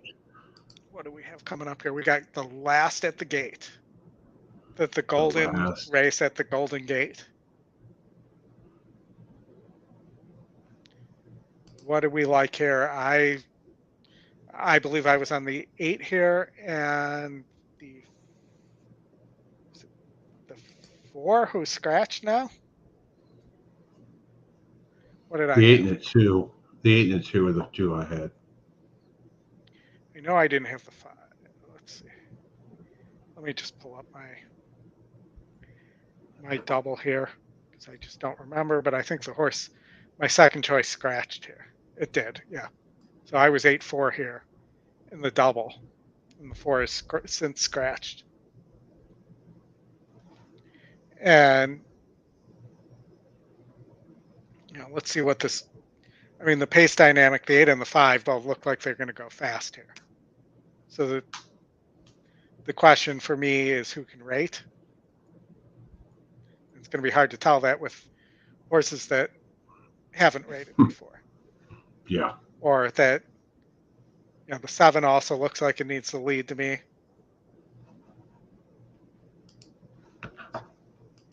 Maybe the 9 as a bomb here, or I don't like much on this 3. It's going to be an interesting race. It's really hard to tell. I said I would toss the 1 before, but you're getting value on the 1 right now, 4-1, compared to some of these other horses. So yeah. I would consider the 1 here, maybe a 1-2 exacta, or maybe a 1-2-9 exacta. As I just look at the pace number, the 9 is a 32 here. Throw the 3 in somewhere. I mean, second time starter. Yeah. Second GSR. I know it's 1%. I know nothing about Simon Hobson either. Neither do I. Know nothing there. But he does seem to win more than Ekstrom, than Leanne Ekstrom. So, anybody know anything about these trainers in the chat? Guessing not, but maybe we do. Yes, Brad only got a single home. So, all looking good there. We've got quite a few minutes to Del Mar, I think. Finishes strong. Yeah. Let's take a look at Golden Gate. Distance form than 6. I do think this horse is very much a sprint type. I don't think he's going to want to go long down the road. I think he's a sprinter. The question is he one of these 5.5 type of horses? And there may be no problem with that. I wonder what tool Matt's using to figure out whether the horse wants to go longer or not. 6 might be a little too far for him right now. I wonder, and that's what I question. But other than that, for those of you who don't know, Matt's a EquinEdge user. So Matt's on the 5 and the 7 so here. If he can get that 6 furlongs and run his best, then he's got a shot. I just think that somebody's going to have to rate here. We'll let you go. He's number 1. It's either that or somebody's going to get the lead and everybody else is going to give up. Working some decent times in the morning, and he just never got involved. Came back in a route race in lifetime start number 2, sort of ran it even 3rd, sitting in 3rd and basically running there. I mean, from a jockey trainer combo, comes back here for trainer you look at the 3 when the fog lifts, which is appropriately named for Golden Gate. So fitness should not be a concern for this guy. Why not? Really, Brad? You're not up on Golden Gate trainers? Brad, yeah, I thought you were the show Golden Gate expert. He hasn't shown it in his first I'm surprised. Races. I figured he'd get play because he is coming from Tim McCann. I figured that 125 miles on the Appalachian Trail giving you time to study. A good amount of money for a Golden Gate purchase, $85,000. So I figured this horse would get bet. He was buried in Equibase while he was walking, not even watching where he was going. I look at him as a 6-1 chance. I'm still going to bet the 2 and the 8. I could be wrong. He could win off this break. in a way, maybe you can treat him like a first-time starter. Maybe he just needed that break and he's come back a better horse. But I'm going to try to beat him, especially at 3-1. A minute to post race 8. Remember, ladies and gentlemen, live racing resumes tomorrow, 1:45 p.m. first post. And let's get lucky, shall we? Let's have a good day tomorrow afternoon. But for now, we've got 2 more races to go, or 1 more race to go here at Golden Gate, and then let's see. There will be There's a 3 more bonus race? races at Del Mar, including the Pacific Classic. We'll I be don't rooting know. for There's number not. 3 Stiletto Boy in race But number it sounds 2 like from they're Lake going to Richard keep Junior Barn. We'll see you at the everybody gambling around tonight, and folks. Have a great day. simulcast Let's the win some Pacific money. Classic. We'll see you tomorrow. If they after do Happy that, live racing. Good night. then we might actually be able to show it. So we'll keep an eye on the stream and see if they switch over their feed to that like they do on the golden hour.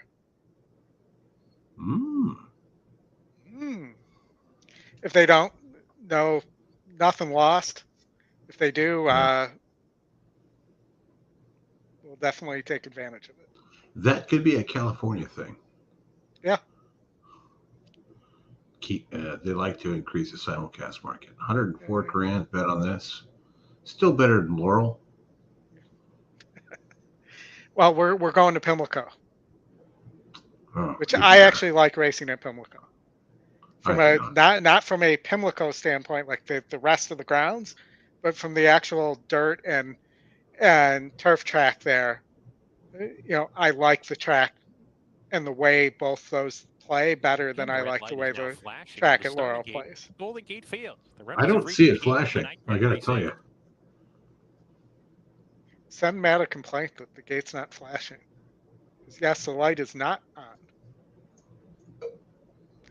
Beverage time. Frosty mug sensation for Chris there.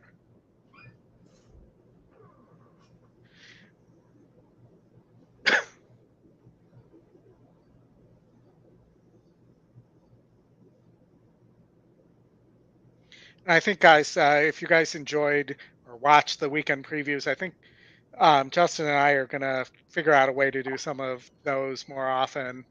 And we'll see. Chris and I are talking about a plan as well. So we're going to have some good shows coming up moving forward.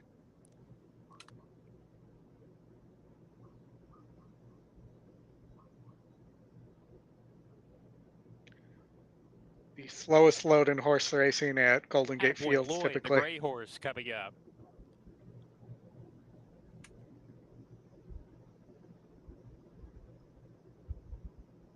I hate when they switch to that angle before all the horses are in.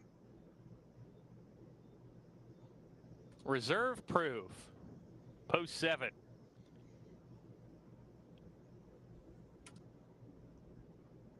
Town performer. Post number 8. Magian Rim to the outside post. If that's the pronunciation he wants to go with on that horse, I'll run with it. There's 3 more runners behind the gate. Magian Rim, one of them.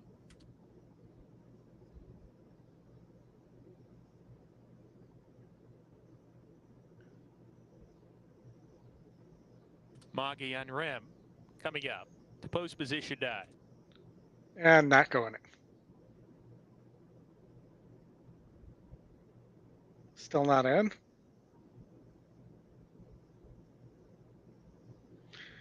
Chris is going to come back, think the race is over. Still working with Magian Rim.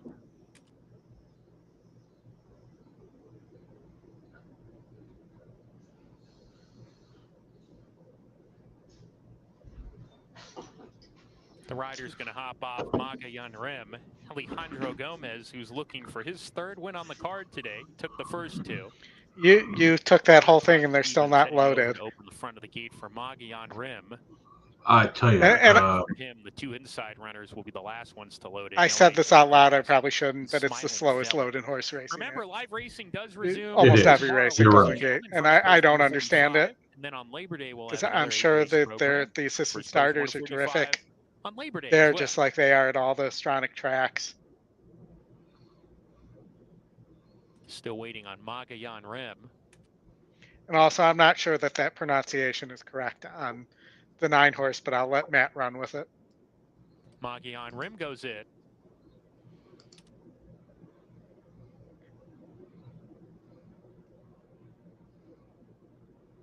No ice, no glass. To the outside post, or to the inside, I should say. Smiling Felon's going to be second to last to load in here. Matt's a little And backwards, then too. no ice, no glass. Yeah. The good news Smiling is this Felon. will just get us closer to He's Del Mar. It will. No ice, no glass to round out the field.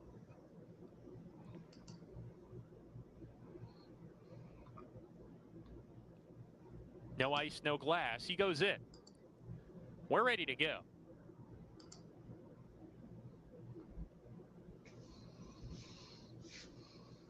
And we're off.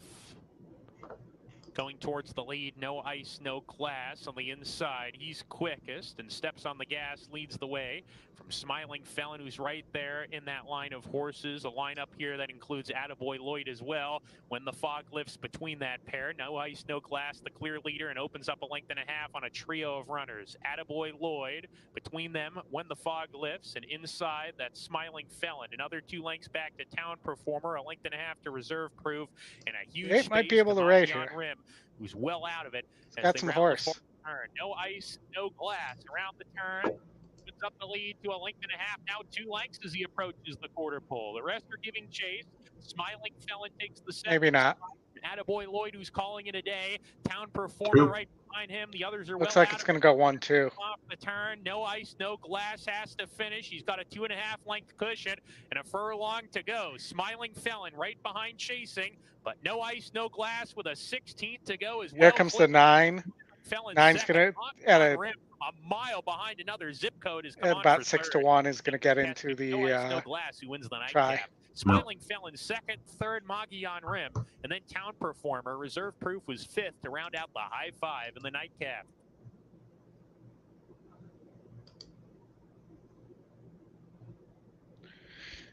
All right, Well, time for the bear can man race. Well, if you want to burn just a few more minutes, we got 5 minutes to Remington race 2, and we have an interesting money bags, top pace, 3% horse, 5 for 2 at the distance. Can he go out there and do what he did back at Sam Houston earlier this year in a race that you probably couldn't bet on unless you were in Texas? Yes, definitely couldn't bet on unless you were in Texas. Let's look at this favorite here. I mean, I see why this horse is the favorite here. His beaten 56s, isn't a horse that loves winning, though. No. Let's see. So, and is going through from Ashford to Caldwell, which looks like a pretty even trade in terms of win percentage, but is getting a much better jockey. Big jockey upgrade from Barandadella, whatever, close enough, to Stuart Elliott, the venerable Stuart Elliott there. Venerable. Hello. He is venerable. He's been around a long time. I think that if the 3 doesn't get away, I think the 7 could be a price you could find here at 9-2, and still some value between that and the morning line. At Remington, you're getting 3-1 on the 7 right now. Okay, my screen says 9-2, so it just hasn't updated yet. Just did, and the 2's now 2-5 too. So, and well, you're getting 13-1 on the 2-3 exacta, which isn't bad if you think the 3 can just pick up second. But I think when I looked at the GSR of the 3, it either on the 5 races that's run this distance, it's either 1 or off the board. Well, and who has a lot of yellow here is this 8 horse, who's your second choice. Mm-hmm. And is currently not getting bet and currently at 8-1. Dropping with a win at the distance, should be at or on the pace as well. Yeah. But I mean, it's still a big gap, right, between the 3 and the 8. I mean, that's Yeah, 23 points.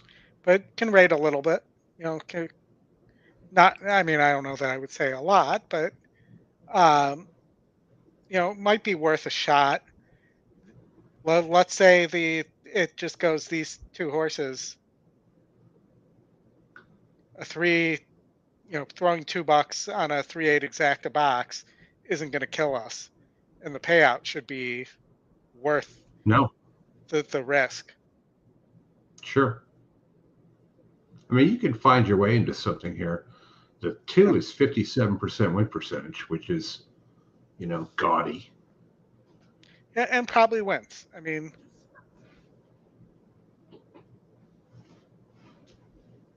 7's floating up a bit.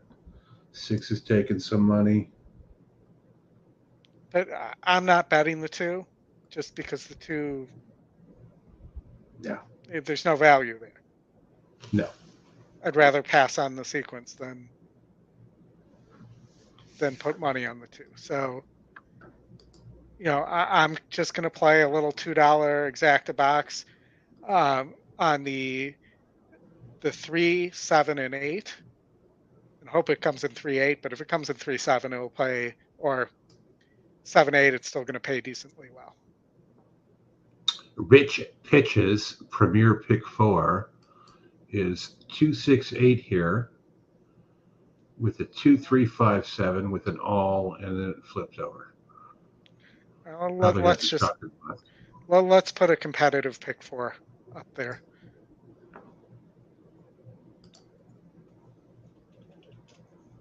What was his budget? It was like $24, right?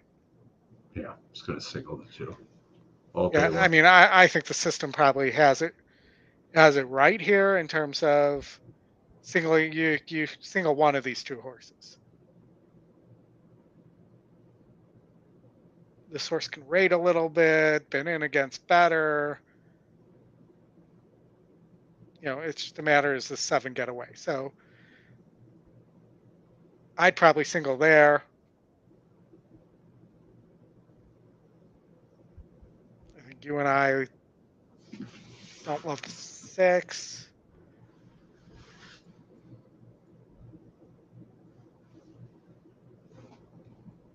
I'd be something like this for $32.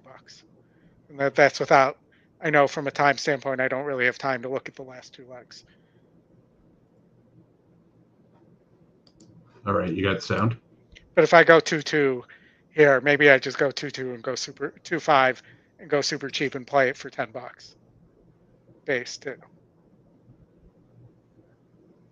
I do not, again, sound not coming through my secondary screen. If I put the video up, then that's the only way I'll get the sound to come through. That's one of the things we got to work on with with our new plan. Yeah.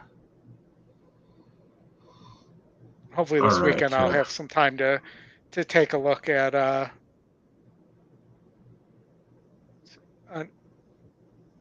what horse are we looking at? The 9. Yeah, if there's I mentioned the 9, Brad, also, that if there's a pace meltdown there, and I think that's the thing is with the 13 there, does that provide enough speed for the 9 to get up?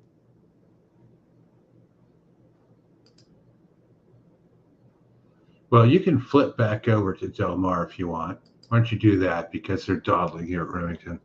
I'll keep an eye on that, and we can get set up for Del Mar. Right. Brad's going with the 25657 weighted double. All right. Let's take a look at that.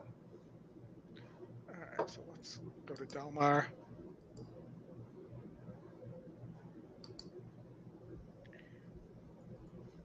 Actually, I should have another screen here for Del Mar. Let's do that one.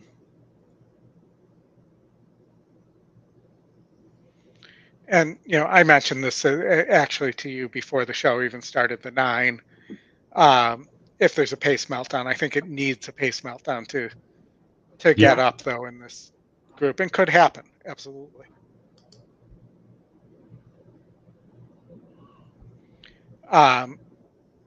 As well, I think both of us like turn on the jets a little bit. Your 3 did get a pretty easy lead here. Let's see if he's good, if the 8's good enough to get past the 2, or if the 2's going to catch 2. Looks like he's going to catch the 3 here.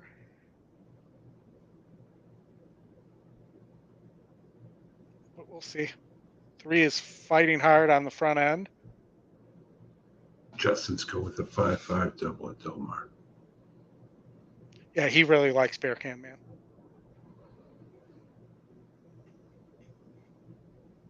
So the 3 at 13-1, I hope you win bet that, because that horse won at Remington. I did. I did. I bet it at about 3/4 of what I would normally do, just because it's Remington. But again, this is one of those ones where you look at the top pace, and when you get that advantage, and you don't find anybody that really, is going to either go with them, or is going to get the setup they need. And the 2 didn't get it there, and these are cheaper horses, so I'm happier to narrow there and get some things back from some previous bets. But who ran second there? The 2 ran second, unfortunately. I was hoping the 7 would get up, because I had that. I took the shot at that exacta. Mm-hmm. Yeah, the 2 just wasn't. They get brave. Yeah. All right, Delmar, pull it up. It is up, and it just froze on me, of course. And let me look at what Golden Gate is not showing it looks like. Let me just double check and make sure this didn't freeze on me. Yeah, no, they're not showing it. Yeah, not surprised. It's worth a shot.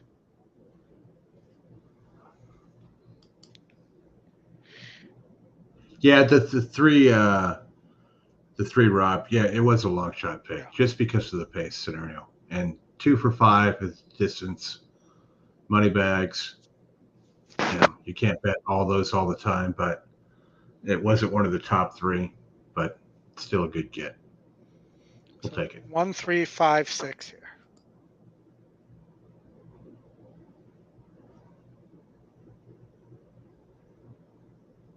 All right. Well, you're on the wrong side of me. I'm going to watch it on my phone. All right.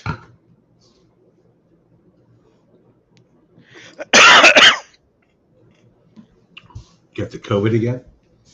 No, just a post-nasal drip from the constant 30-degree temperature swings.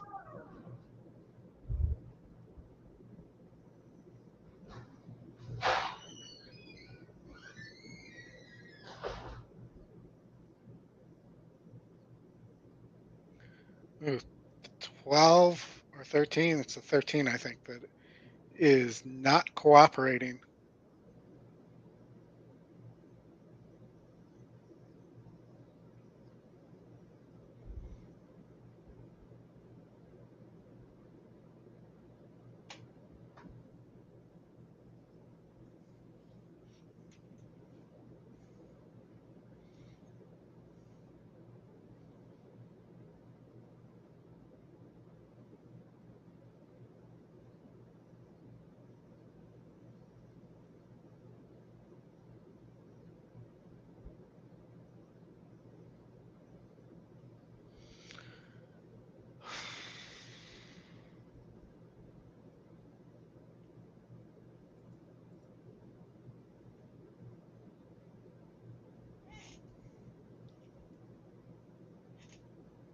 All right, we're almost the gate, and we're off.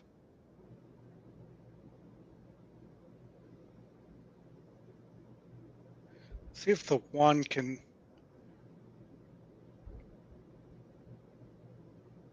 13 looks like he's going to get the lead.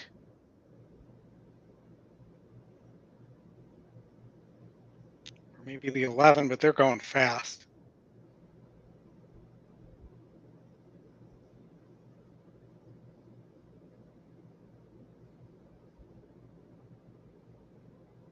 One broke a little slow there.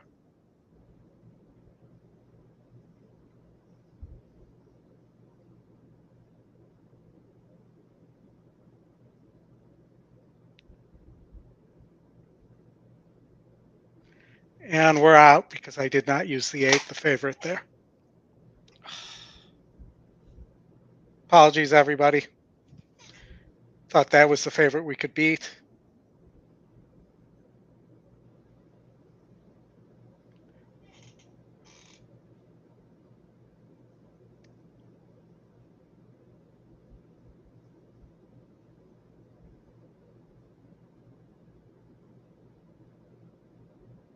Bear Can Man just not good enough. 6 didn't really run. Got the fast pace we thought we were going to get.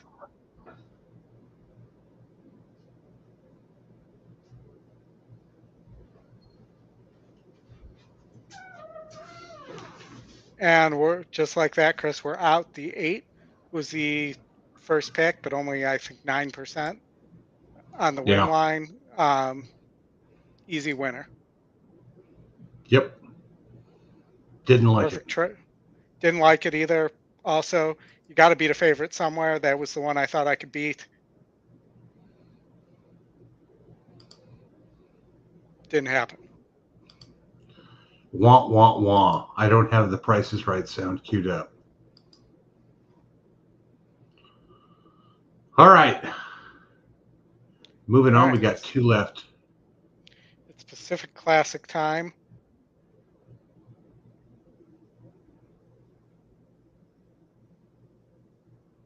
Who ran second there?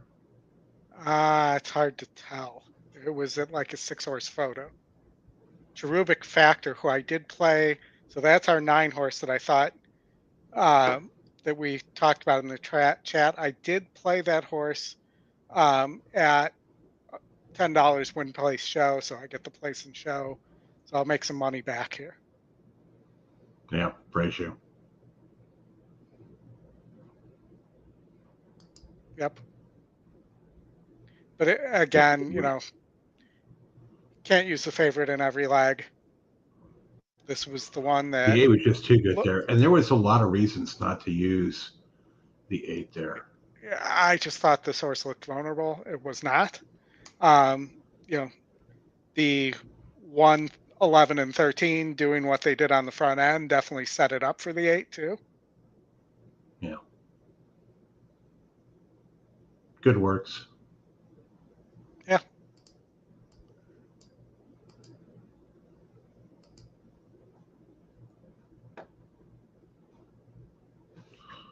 All right, so we're out here. Not a bad payout though on the win place show on the 9, the place and show.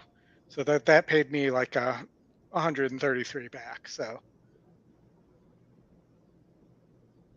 that'll work. I mean, we had the rest of them there, right? We had the 5, the 3, just the 8. Couldn't overcome that. And right now, I think without seeing what happens in the last 2 legs, you might be looking at a sub $1,000 payout here. Mm-hmm. You got 3 favorites and a 4-to-1 horse.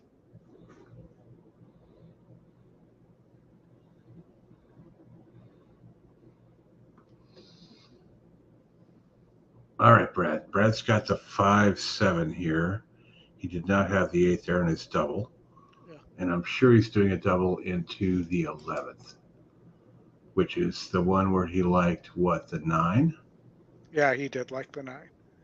And you like the 10, and I like the 4. So I'm thinking for a double. You and I are probably going to play different doubles here.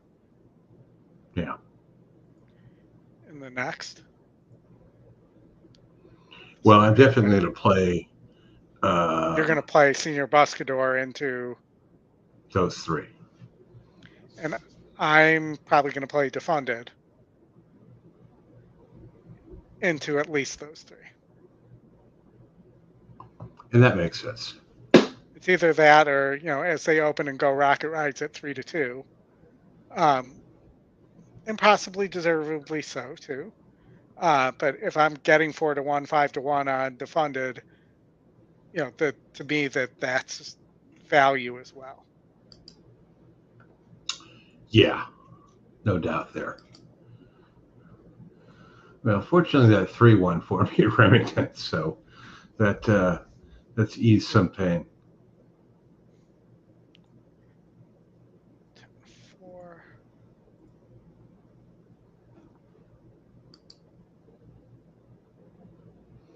Go Rocket. Maybe Ryan. I just take a shot here.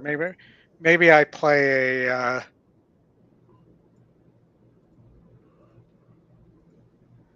I am going to do this. So I'm going to play the way Justin would play this.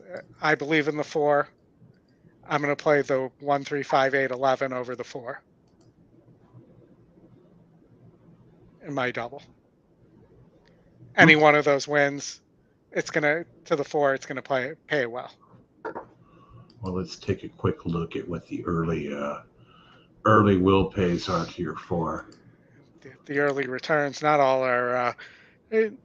our precincts have reported yet, but 79. These are $2 will pays. So yeah, 40 to 1, 40 to 1 on the 1-4. On the 3-4, you're getting right around 140. On the 5-4, about 75 to 1. The 8-4 is 50 to 1, and the 11-4 is 85 to 1. So, yeah, solid returns there.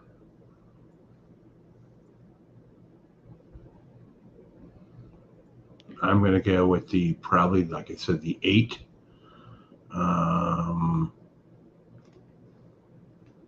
What did I have here? Wrong screen.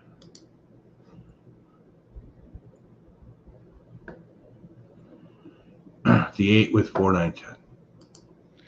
And the way I'm actually going to do this is I'm going to play the double for different amounts depending on what it's paying instead of.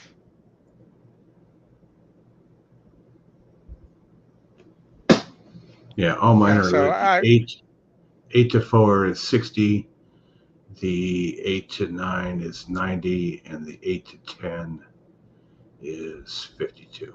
So good for me. Oh, I'm happy with that. Yeah, wait until you're in, Brad. Yeah. Bet the 8 in the Breeders' Cup in Kentucky.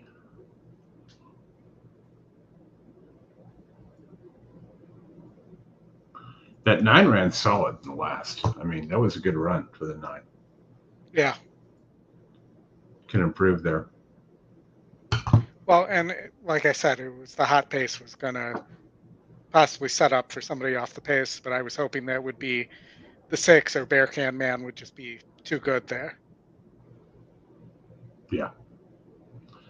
Beer Can Man just, he didn't have it today. And, I was also really hoping the 13 didn't make it into this race. Was it the first AE? There was a scratch. Yeah.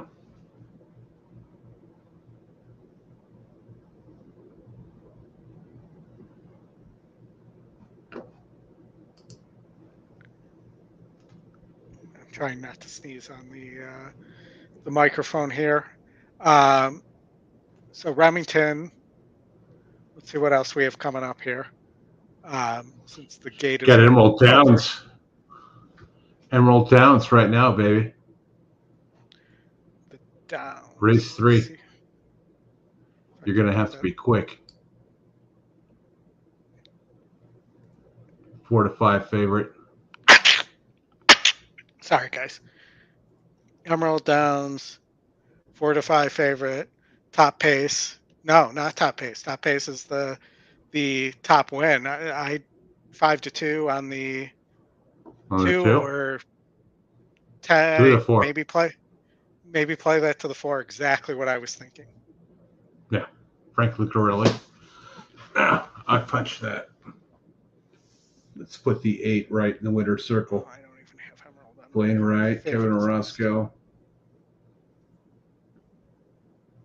I didn't get it in time, but the 2 is on Just the lead like we expected. Degenerate play. The 3 just went past our 4, though. That this may go 2-3. Unless the 3 stops. Again, apologies, guys. You're firing him off tonight. My wife tells me all the time I'm not allowed to sneeze.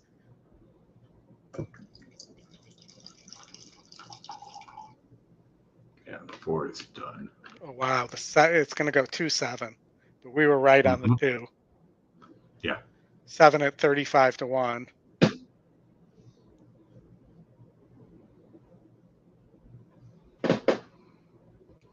But, again, track's on fire, Yep. top win percentage, top pace. I think we saw that earlier at 13-1.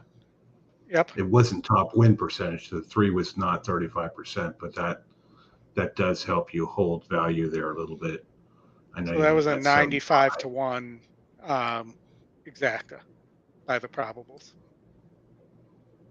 Yeah. Wait, click the GSR tab.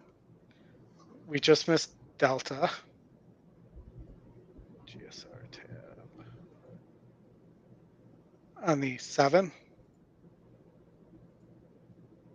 I mean, all these horses are low. Second time starter. All these horses are low numbers, though. I mean, 53 is your top GSR here on the 8, who,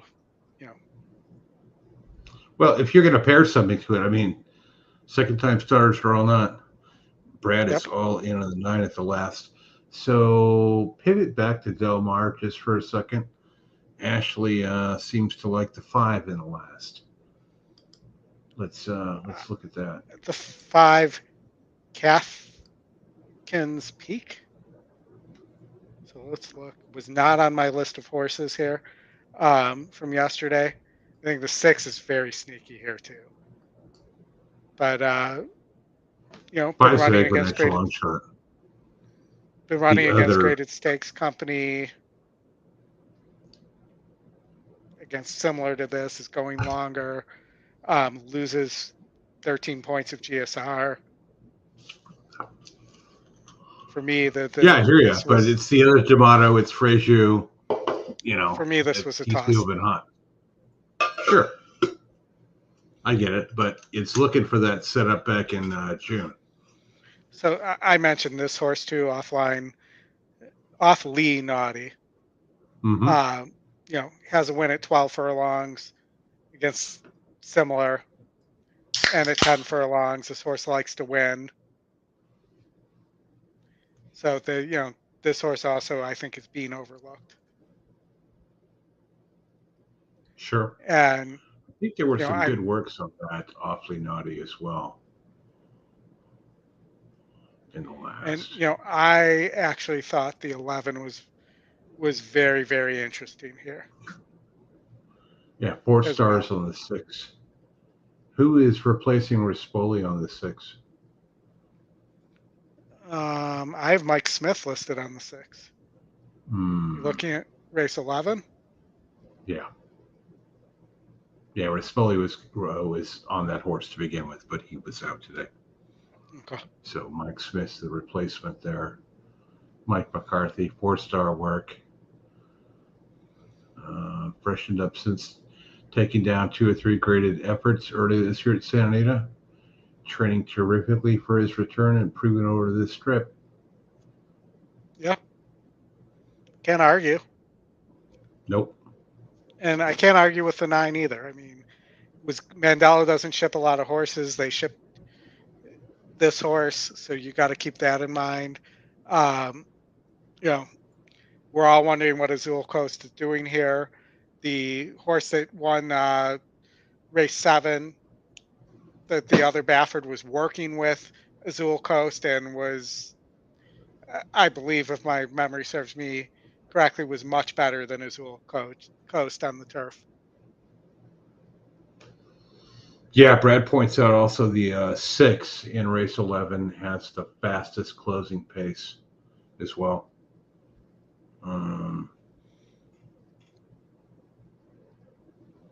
It could be 6, 9, 10, 11 there.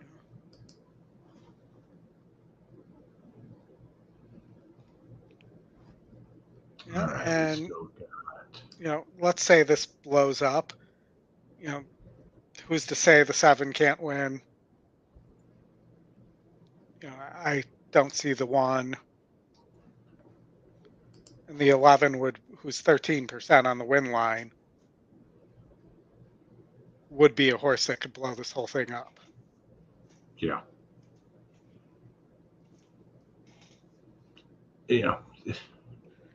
Coming from 11 off the pace. turf. Yeah, I worry too much about them trying to come from too far back here, though.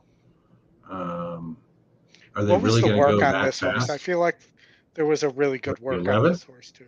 Yeah. 11, 3 stars. 3 stars. It was one of those, in case of scratches horses. Yeah. I mean, it's got the 3rd fastest closing number.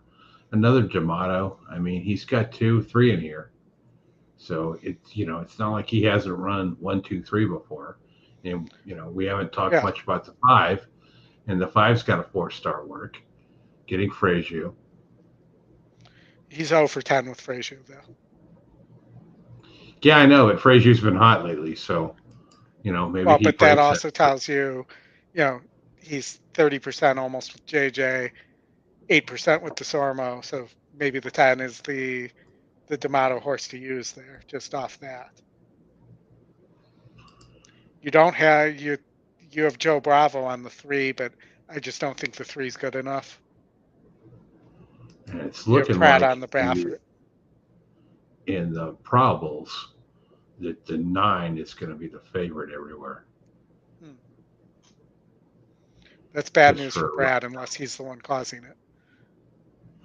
Well, he could be. Let's see. So we're getting close to race 3 at Remington. All right. I have some emerald dollars to burn. We have the 3, whose 3% is your current favorite. I mean, I see it. I mean, I don't know why this horse is 3%, other than its poor runs the last 2 times out. But it's also the long shot. I don't know why it had a 12-1 morning line either then.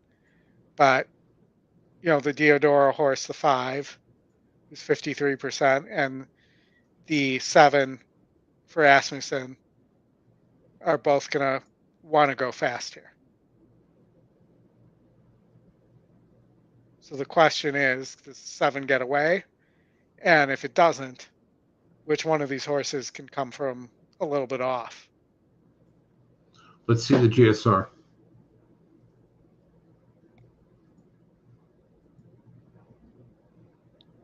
Same order as the win percentage. Yep. Nobody has won the distance in both the 5 and the 7 trying for the first time, along with the 6.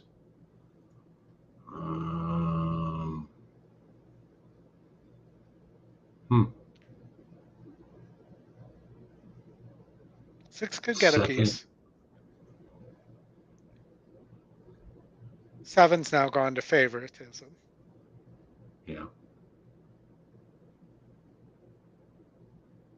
I don't like the 3 at that price for sure. I mean, if the 3 keeps creeping up, then maybe you'll eliminate like the 3. Eliminate the 3, 5, and 7.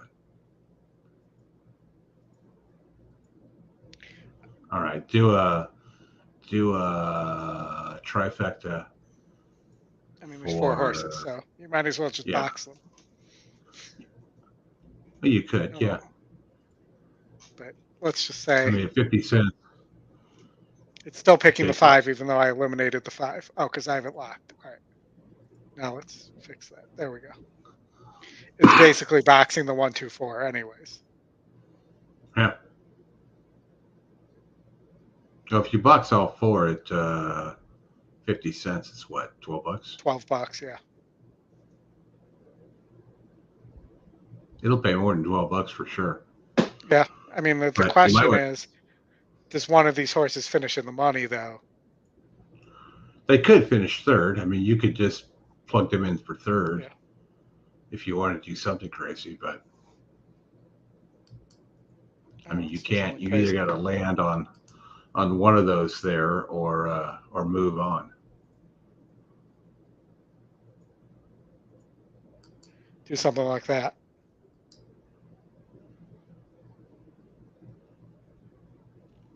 And you And if you add the, get rid of the 6 altogether, no, you've got the 6 killed. You've got the just on the it's win not, line. it's not using it anywhere. I didn't do it manually, though. It's opened here. Yeah, it's eliminating them because of the 2% for sure. I mean, you could do something like that. And then it doesn't use the 5 and the 7 when I do it this way either. So it must really not think that the 5 and the 7 are going to finish third. Those other algorithms on the secondary finishes. Set of things, secondary finishes. They're off, so we can keep talking, but we're not going to be able to bet it. And no, I didn't play it again. It got contentious there, but 7 did get the lead. The 6, 5's coming right now. 3's done. The 1 has got run though. The 1 was interesting, and it was the one of the top picks on a few different places, but 1 was bet all the way down to 9-2. 5 looks gone though. I have to see if the 1 has anything left. Maybe the 1 will catch here. Nope. 5 holding off the 1 in the stretch, about to hit the wire. 5, 1, and 7. So no value 53%. there to be had. 53% horse. All right, you got Canterbury. And right now, had you played my pick 4 there, which I didn't play either. Let me just show you what the pick 4 looked like if I can pull up or pull back a screen here. I'll have to fix it again, but it was $32, I think. And it was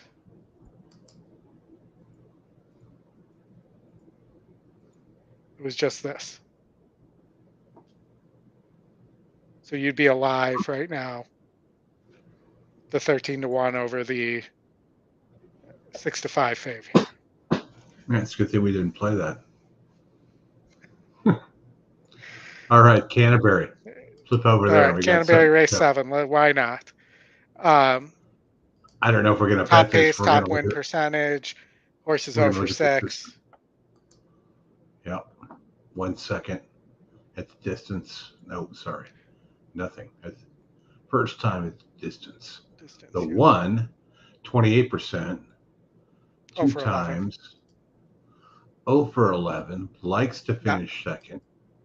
Not dropping. 3-1. No. GSR.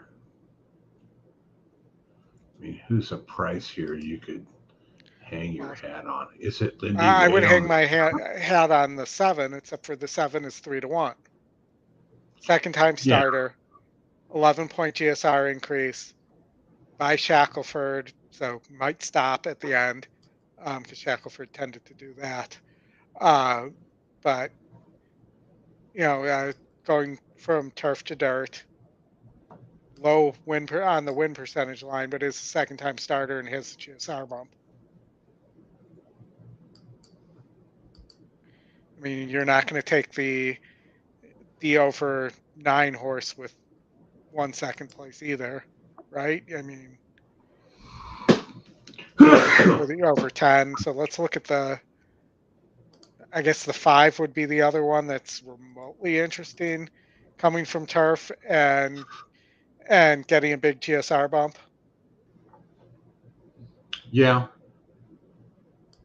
I still go back to the 7.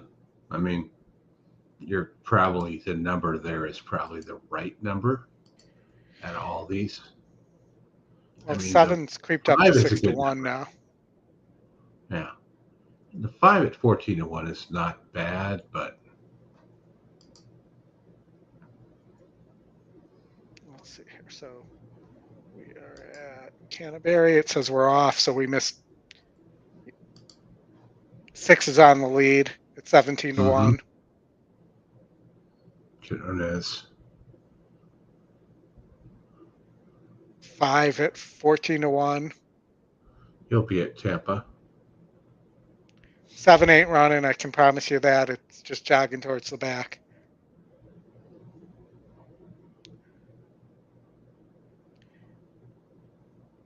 And can the 5 hold off the 2 here? The stride is shortening on both horses. I think the 5 is going to get it done at 14 to 1. EE long shot. Yep. And that was the last horse I mentioned there.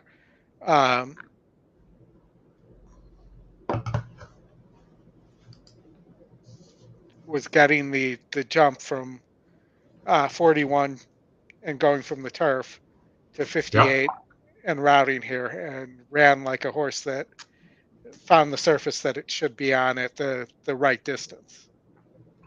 Correct. And when you look at the first race was just to get out there and do some running. Yeah. All right. Del to the Mar. 3 minutes. 3 minutes. Go Rocket Ride remains your favorite here at 9 to 5. The Morning Line likes Arabian Night.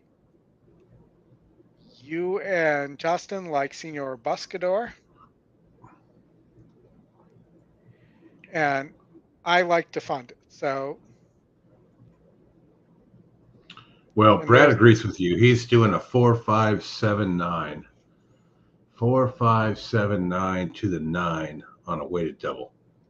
Okay. I mean, 9 to 2 is. I don't know that you're gonna. If defunded wins here, I don't think you get a price like this again on it. No. For a while. I've got the 4, 9, and 10 in the last with the 8, and heavy on that one, and then some with the 11. Yeah, I have a lot of different doubles I played here. Yeah, I just 9, placed 11, a win 9, bet. 11. 9, 11, 10.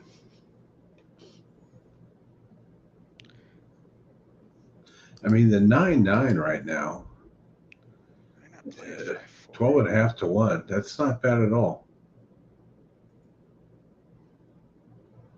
9-9-9. Are you heaviest to the most, Brad, on the 9-9?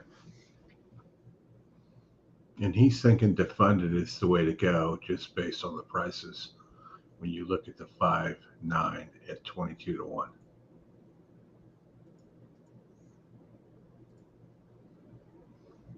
So if you're price shopping, that's not bad. The 1-9, however, is half that. Mm-hmm. But I don't know. I just can't get by that. We're almost to the gate.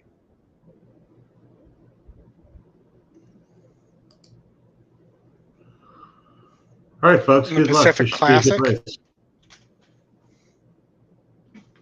miles.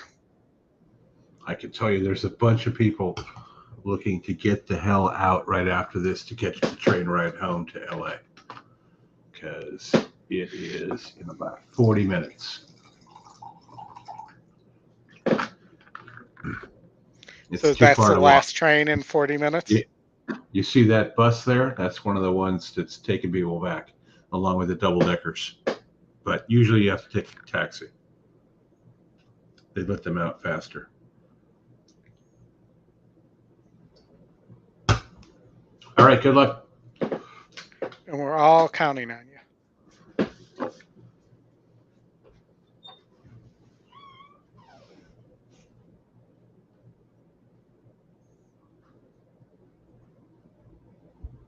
Well, this is another chance for Arabian Night to prove that he's a super horse.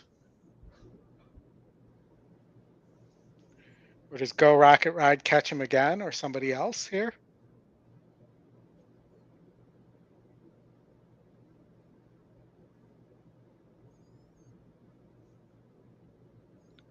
And we're off in the Pacific Classic.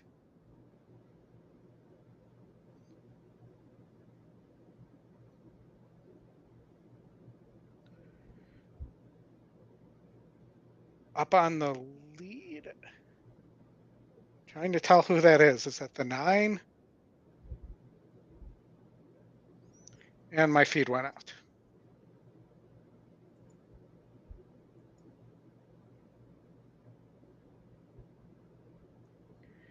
Arabian Night on the lead, it looks like. The Go Rocket Ride right at the rail.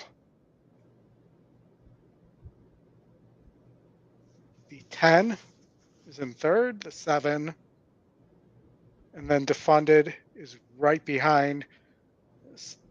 Go Too Fast or Slow Down Andy here.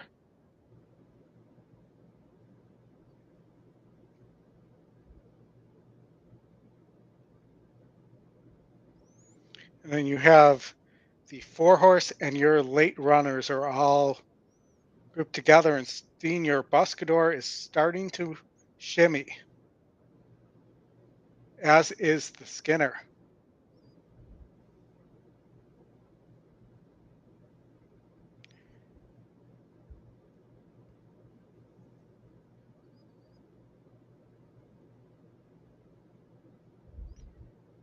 Seven, Slow Down Andy has gotten to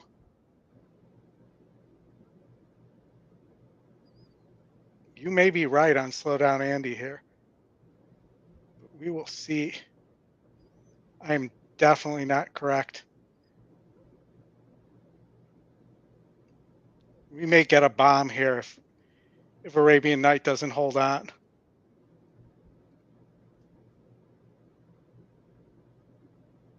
I think Arabian Night just held off. I'm not sure if that was the 11 or who that was there. Apparently I disappeared in the picture too.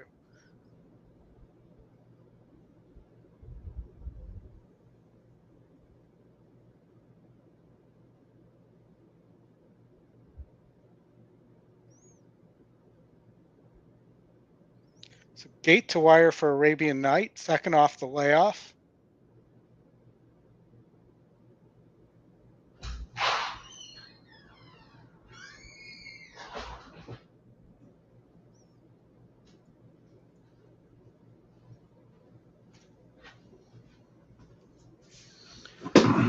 Well, Chris, I can say the system knew on that one because Arabian Night gate to wire. Yeah. I'm not sure if that was Go wrong. Rocket Ride. It might have been Go Rocket Ride who just missed. So it was the 2 3-year-olds.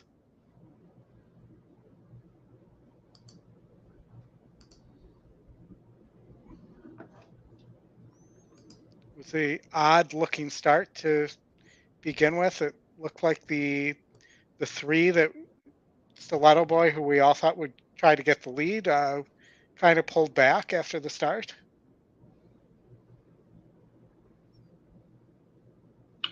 The 1 had an interesting trip as well. Yeah.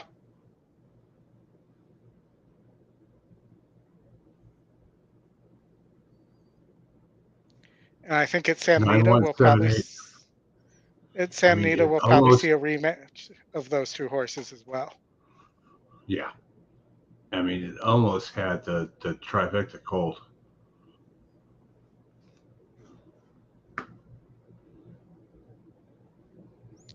And, I actually thought you might have been right on Slow Down Andy coming around the turn, but then Slow Down Andy did what Slow Down Andy does,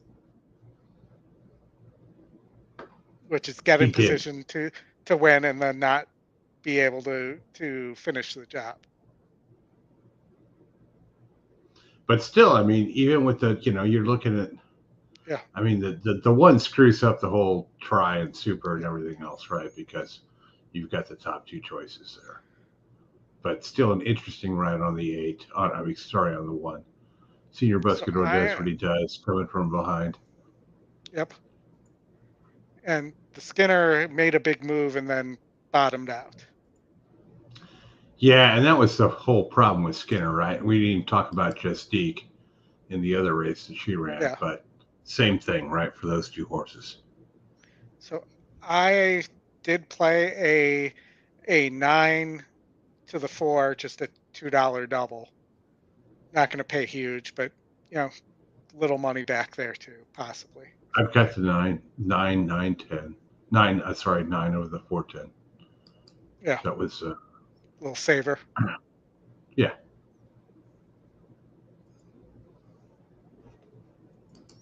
As our old friend John Farley would call it. I mean, if you play that, the super there. I had to. I'm sorry. 40. I know, that's funny. The super there at $43 for a dime is not outrageous, right? 9178. I mean, you play that for $1 with the 9 in front, with the other 3 at $6. So my 4 opens as 30, the 437. Second choice. Well, now it's changed, but yeah. Be interesting to see if we can get some value on the 6 there. The pick 6 to the, and this is what I was talking about beating favorites and what you talk about all the time, and why I had to get rid of a favorite somewhere, is if the 9 or 10 wins, this thing pays sub $500. Mm-hmm. If the 5, the long shot wins, $797.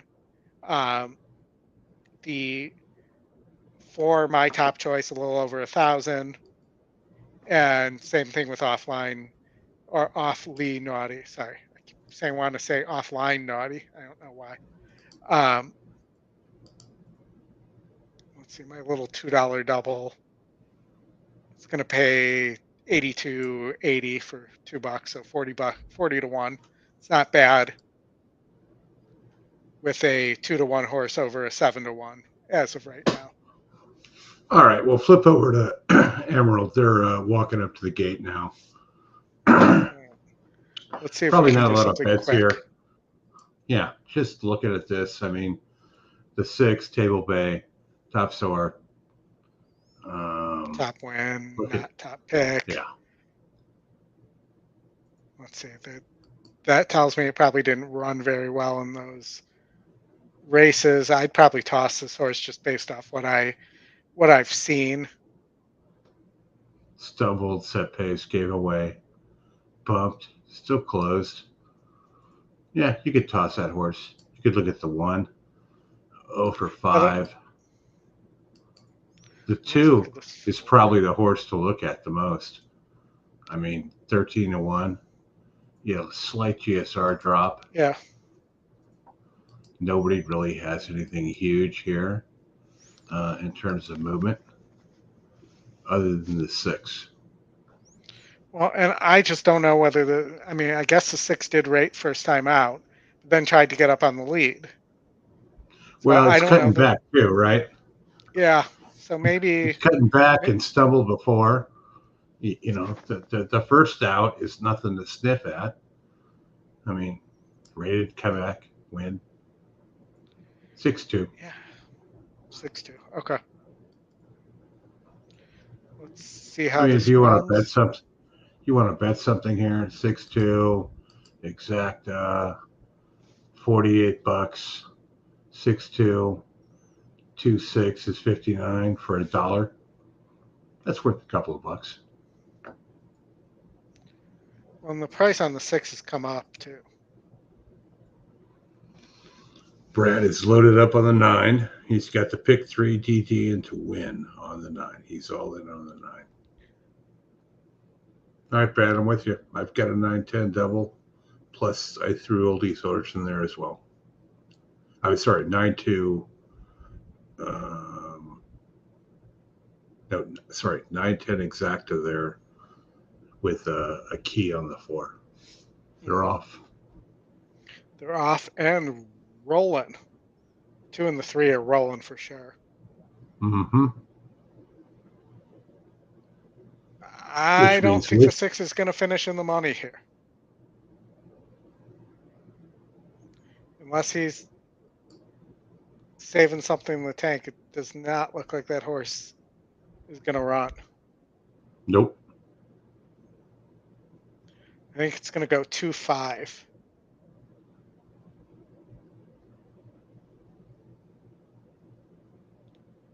So the 1 is, and the 4 is coming too. But yeah, 2-5. All these horses bet down late too. You only got 7-2 on the 2. It was 9-1 when we were looking at this. 2-5 was 19-1. 2-6 was 35.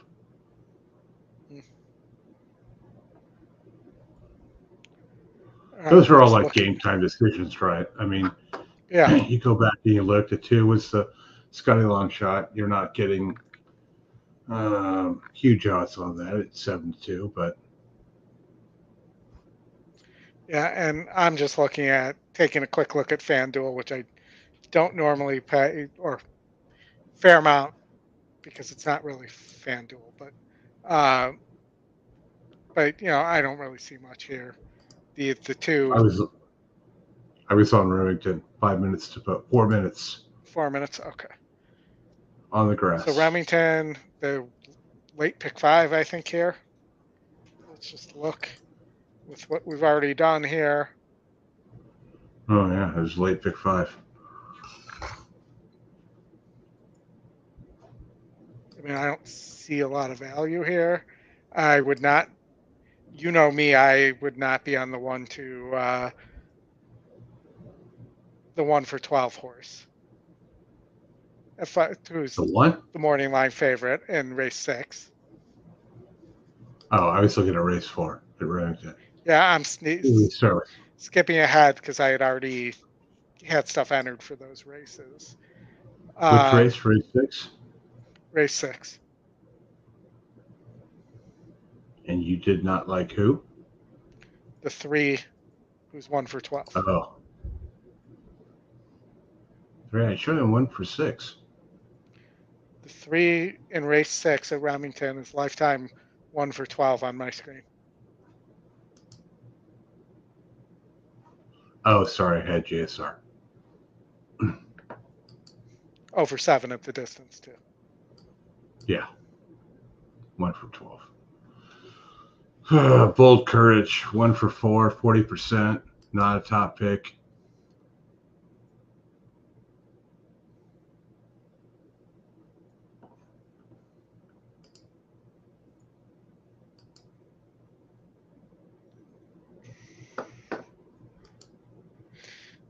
Lots of pace in race 7, which I'm assuming is the feature on the turf. The 7 can rate a little bit though. Let's just see what else we have here. Tard Asmussen horse. Looks like it really needs the lead. So what about, the GSR is terrible on this 1. If you get the Is pace F break down. Bravo Joe's brother? I don't know. I mean, Sounds the like you're deal with just this? telling Because it Bravo to shows F off. when you look at race 7, look at race 7 and click on the 4. Francisco Bravo. Yeah. Yeah, but look at the look at when you see the races. What about it? 3, 1, and 1.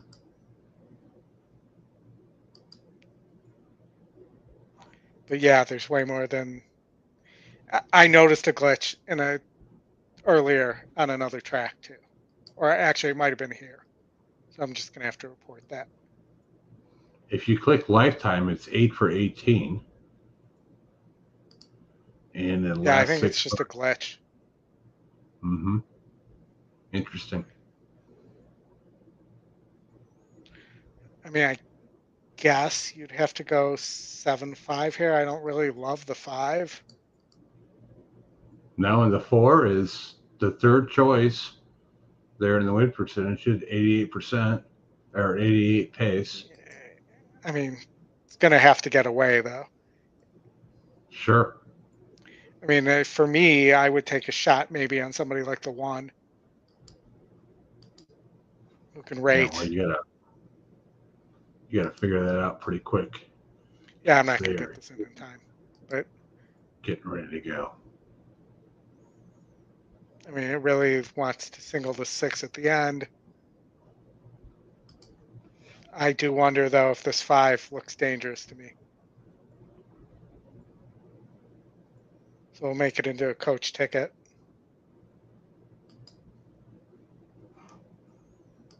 And play something like that.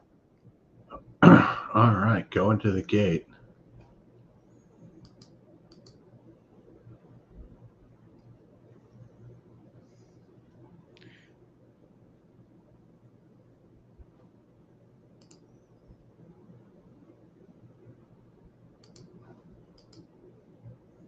Well, Brad, also the top older horses really retired last year. You know, Flightline would be a 5-year-old. Brad saying there was an objection on the 2 at Emerald leaving the gate. Yo, Justin. Sorry about Senor Buscador.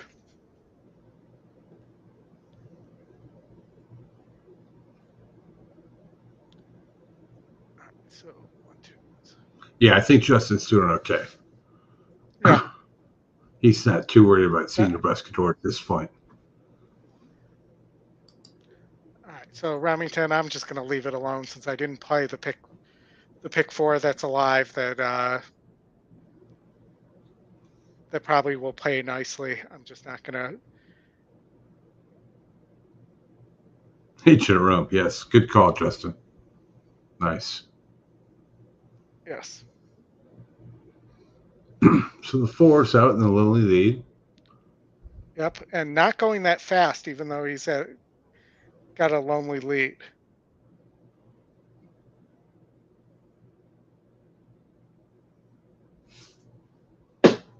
Right. I mean, almost 50 for the half.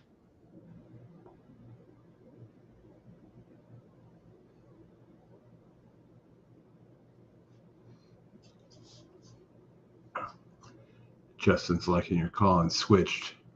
I'm sure. That fills out the exacta nicely. Yeah. 4 easy gate to wire winner. Mm-hmm. Was. Well, Not can't the see any top well of- pays. There's no double or anything that I'd be able to see. It went from 9 to 2 to 2 to 1. Mm-hmm. But Pretty you know, so easy. we'd be, if I wouldn't have been an idiot and played that pick 4, we'd be alive to the pay leg. Yeah, nice. All right. Well, I guess we set this up for 12 minutes to Del Mar, and then we'll sign off unless you want to go and look at Canterbury. You got 6 minutes to that mess. Yeah, we can go to that And- mess, or we can go to. Yeah, go to Canterbury. Go to Canterbury. I'll look what's going on. I don't know. I think maybe coaching. we should go to Prairie Meadows. Oh, Take a look It at this just reminds 5-horse. reminds me of COVID. Still, I mean, this 5-horse has a 25-point pace advantage.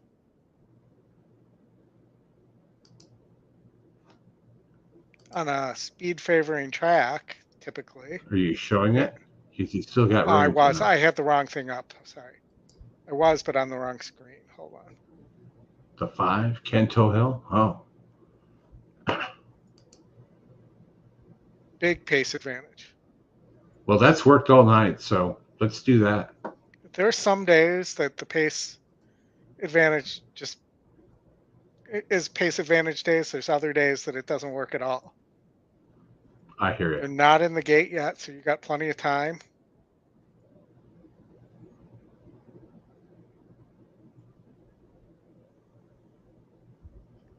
The 8, I'm sorry, not the 8. The 6 is your favorite at 3-2 I'm going to go with 5 to win. Or sorry, the top pace. Yeah, 5 to win with the 5-3 exacta.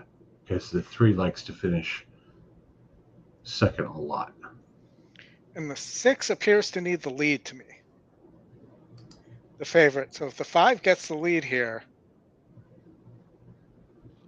5 like 3 we think. 46 to 1. 3 5 42 to 1. I'll take it. Can Bob and Pratt win the last race? Probably. Could. Justin says the 9 is winning the last race at Del Mar. No on the 5. Brad Just with the okay, we're off.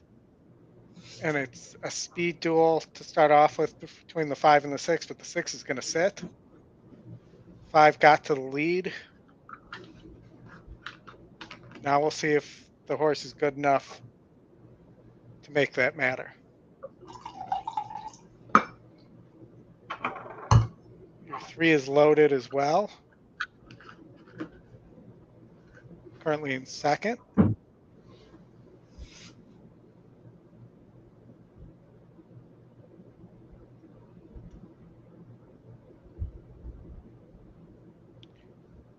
And it looks like gonna go by the 5.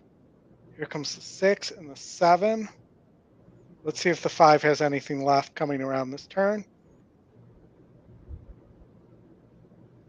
It's the 5, it's the 6, it's the 6, it's the 5. Here comes the 7. Gonna pick up the pieces of the duel between the 5 and the 6. It's 7, 6, 5 at Prairie Meadows. Yeah, those were the top 3 Trackmaster picks. 6, 5, and 7. That should pay well. Didn't bet it, but good idea with the 5 there. Yeah, I mean, it was 3, worth a shot. And the 3 got just crushed late. I mean, boom, boom, boom, down to 4 to 1. And Canterbury or Delta? Canterbury, Delta. Like anything at Canterbury, Delta's a non-graded stakes, wet GSR. I'm not showing it on the right screen, but you may want to see this. It is a quarter horse race. Is it wet? Sloppy? It is wet. Yes. Oh. I Top knew that might GSR. get your attention. Who is top GSR? Oh, 6 yeah, horse. that's it. Yeah.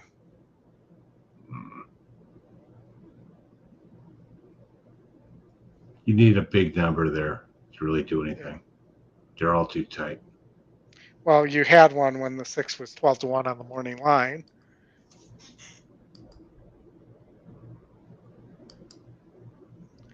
Canterbury. Canterbury. Canterbury. Canterbury. When top GSR is at 1-for-1, 6 races, 1 win, 1 show. Crappy sore, 9-1. Is that Gallardo's son?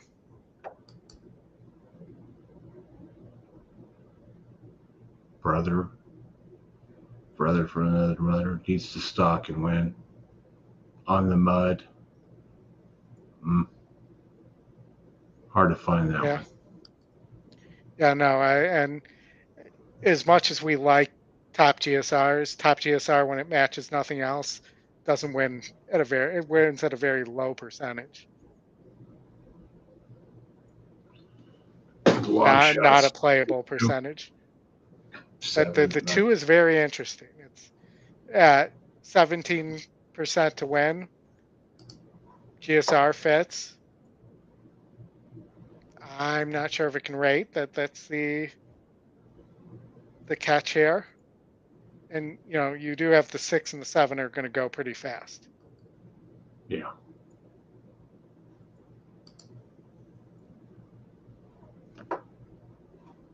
And I'm not sure either of these 2 horses are horses that could continue on, but I'm also not sure there's anybody here who can take advantage. The 9? Much like the 9 from the clouds? But 15-1? I mean, maybe it's worth a shot. It'd be a fun one to watch. Yeah. That's about it. You want to throw a few bucks on the 9. The price is right. I mean, we'd go crazy, but. Marco's got a win wager on the 2, 5, and 7, and he's 10 over 2, 5, 7 exacta. Yeah, Brad's got a large pick 3. Well, not large, but 2-digit pick 3, a 3-digit double, and a sizable win bet on the 9. He is all in on the 9. I will point out that I believe Baffert is 3-0 today at Del Mar. Well, technically 1 horse lost because he had 2 horses in the race, but I believe Baffert's 3-0 at Del Mar today. And I noticed that. I brought that up because Justin was talking about Azul Coast. I don't like that horse here at all. And I showed one of my angles for looking at distance horses as well on the preview, and I'll use it on Azul Coast here. Not to say that whether this horse likes or wants grass, but to see if the horse wants the distance. A lot of times I'll look not only at the existing tab, but I'll look at the other tabs to see if there's endurance. Yeah, that's smart stuff too. We talked about that last night on the coaching class. Johnny was going over that, diving deeper into the GSR Plus. All right, in the gate. What we see, the 9 here at 20-1. That's what we said. But my feed decided to go out at Canterbury. So let's see if I can get it back up here. All right, we got it in time. 1, 3, and 6 are really duking it out.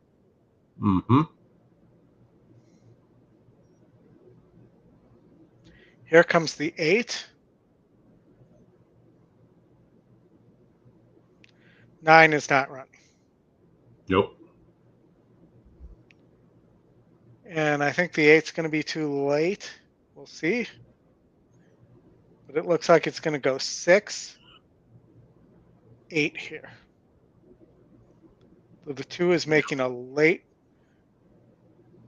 run. It may go. It's going to be close for second.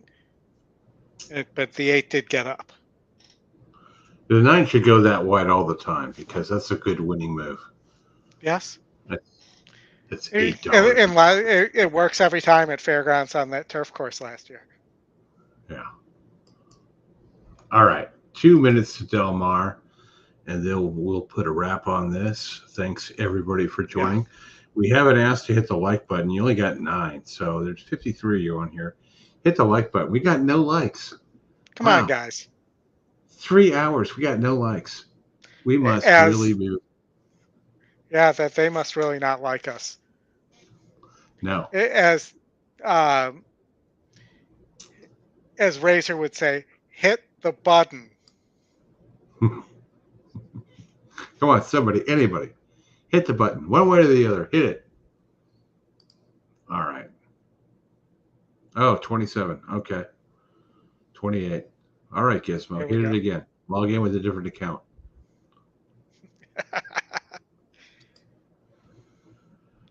All right. So 4, 9, 10 here for me.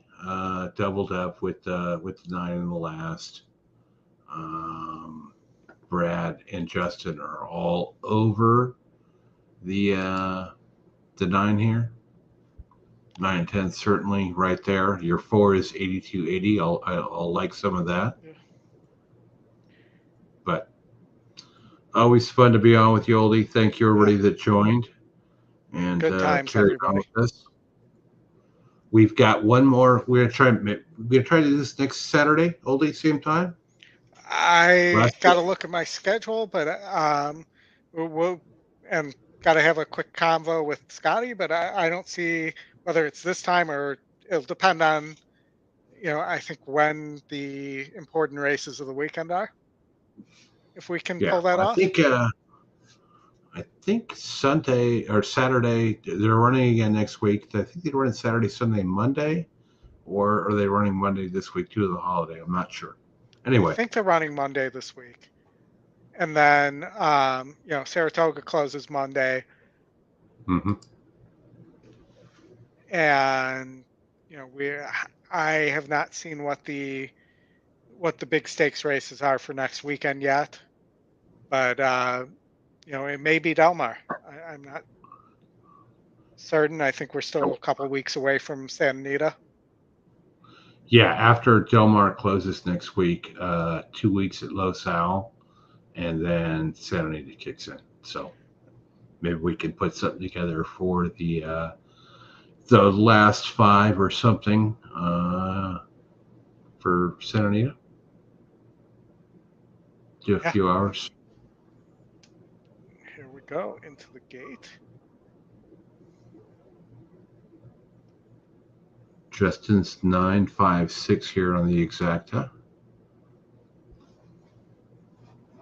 Let's see. So the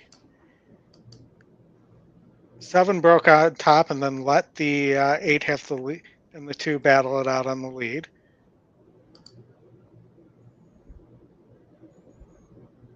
But they appear like that they're going to go fast. That's sort of unusual for this long of a race. Yeah. Go that fast. The 2, Crosby Beach, up on the lead.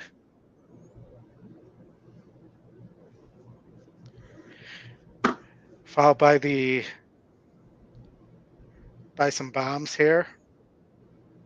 Already mentioned Crosby Beach. Long way to go. Yep.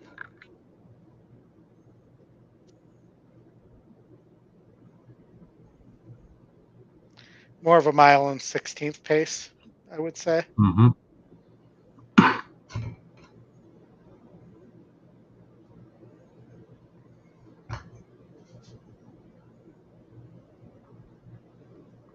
This is the part where everybody on the train on the way home for the last race is on their phones watching the race, and it's quiet. Come on, 4.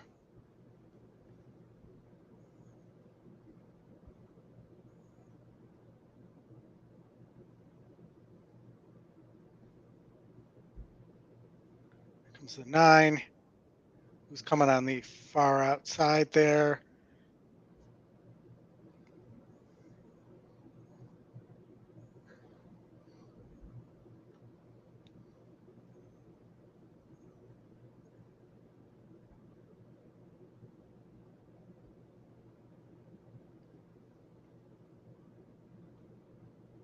7 did just enough to stop the momentum of my 4 there.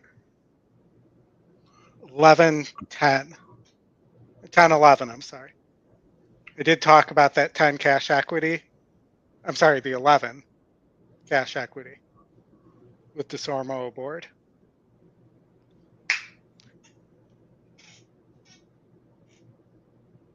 Who won the 10? 10, 1, it went 10, 11. Yeah. I told you I like that 10. That was the one I singled. Yeah, I mean, the 9 was too close to that pace. Mm-hmm.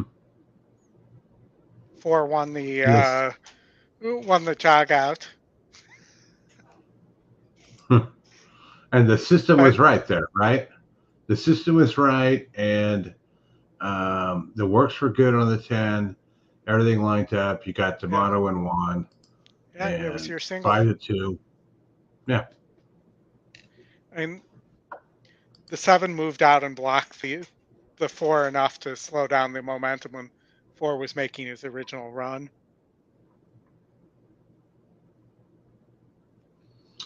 All right, 12 and a half to 1, 4th. 16 to 1 on the double there, the 9-10. Not bad. I mean, not a night for the history books, but I'll take it. I mean, up a Well, little. maybe not the 11. Might have been the 7 that finished second. So doesn't help you one way or the other. Neil Drysdale. More than ready horse, street cry. Thanks, Brad, for joining. Yeah, good attempt. Thanks, guys. Appreciate everybody joining. Hit the like button. We'll be back with you sometime next week. I think that Steve J hit the pick 6. He got it in time? Yeah, he got it in time. So, I'm joking. He struggles sometimes getting the. Okay. He does. Go to race 6. We'll just wrap this up real quick. Yeah, hold on. And unfortunately, what I'm going to tell you, I don't know how much his ticket was for, but I'll give it to you. But go ahead. I'm just going to say, well, no, it's not showing up in the will. Oh, there we go. So that ended up paying $341.06. All right, so go to race 6 at Del Mar. Let's just recap this. I'll give you the numbers.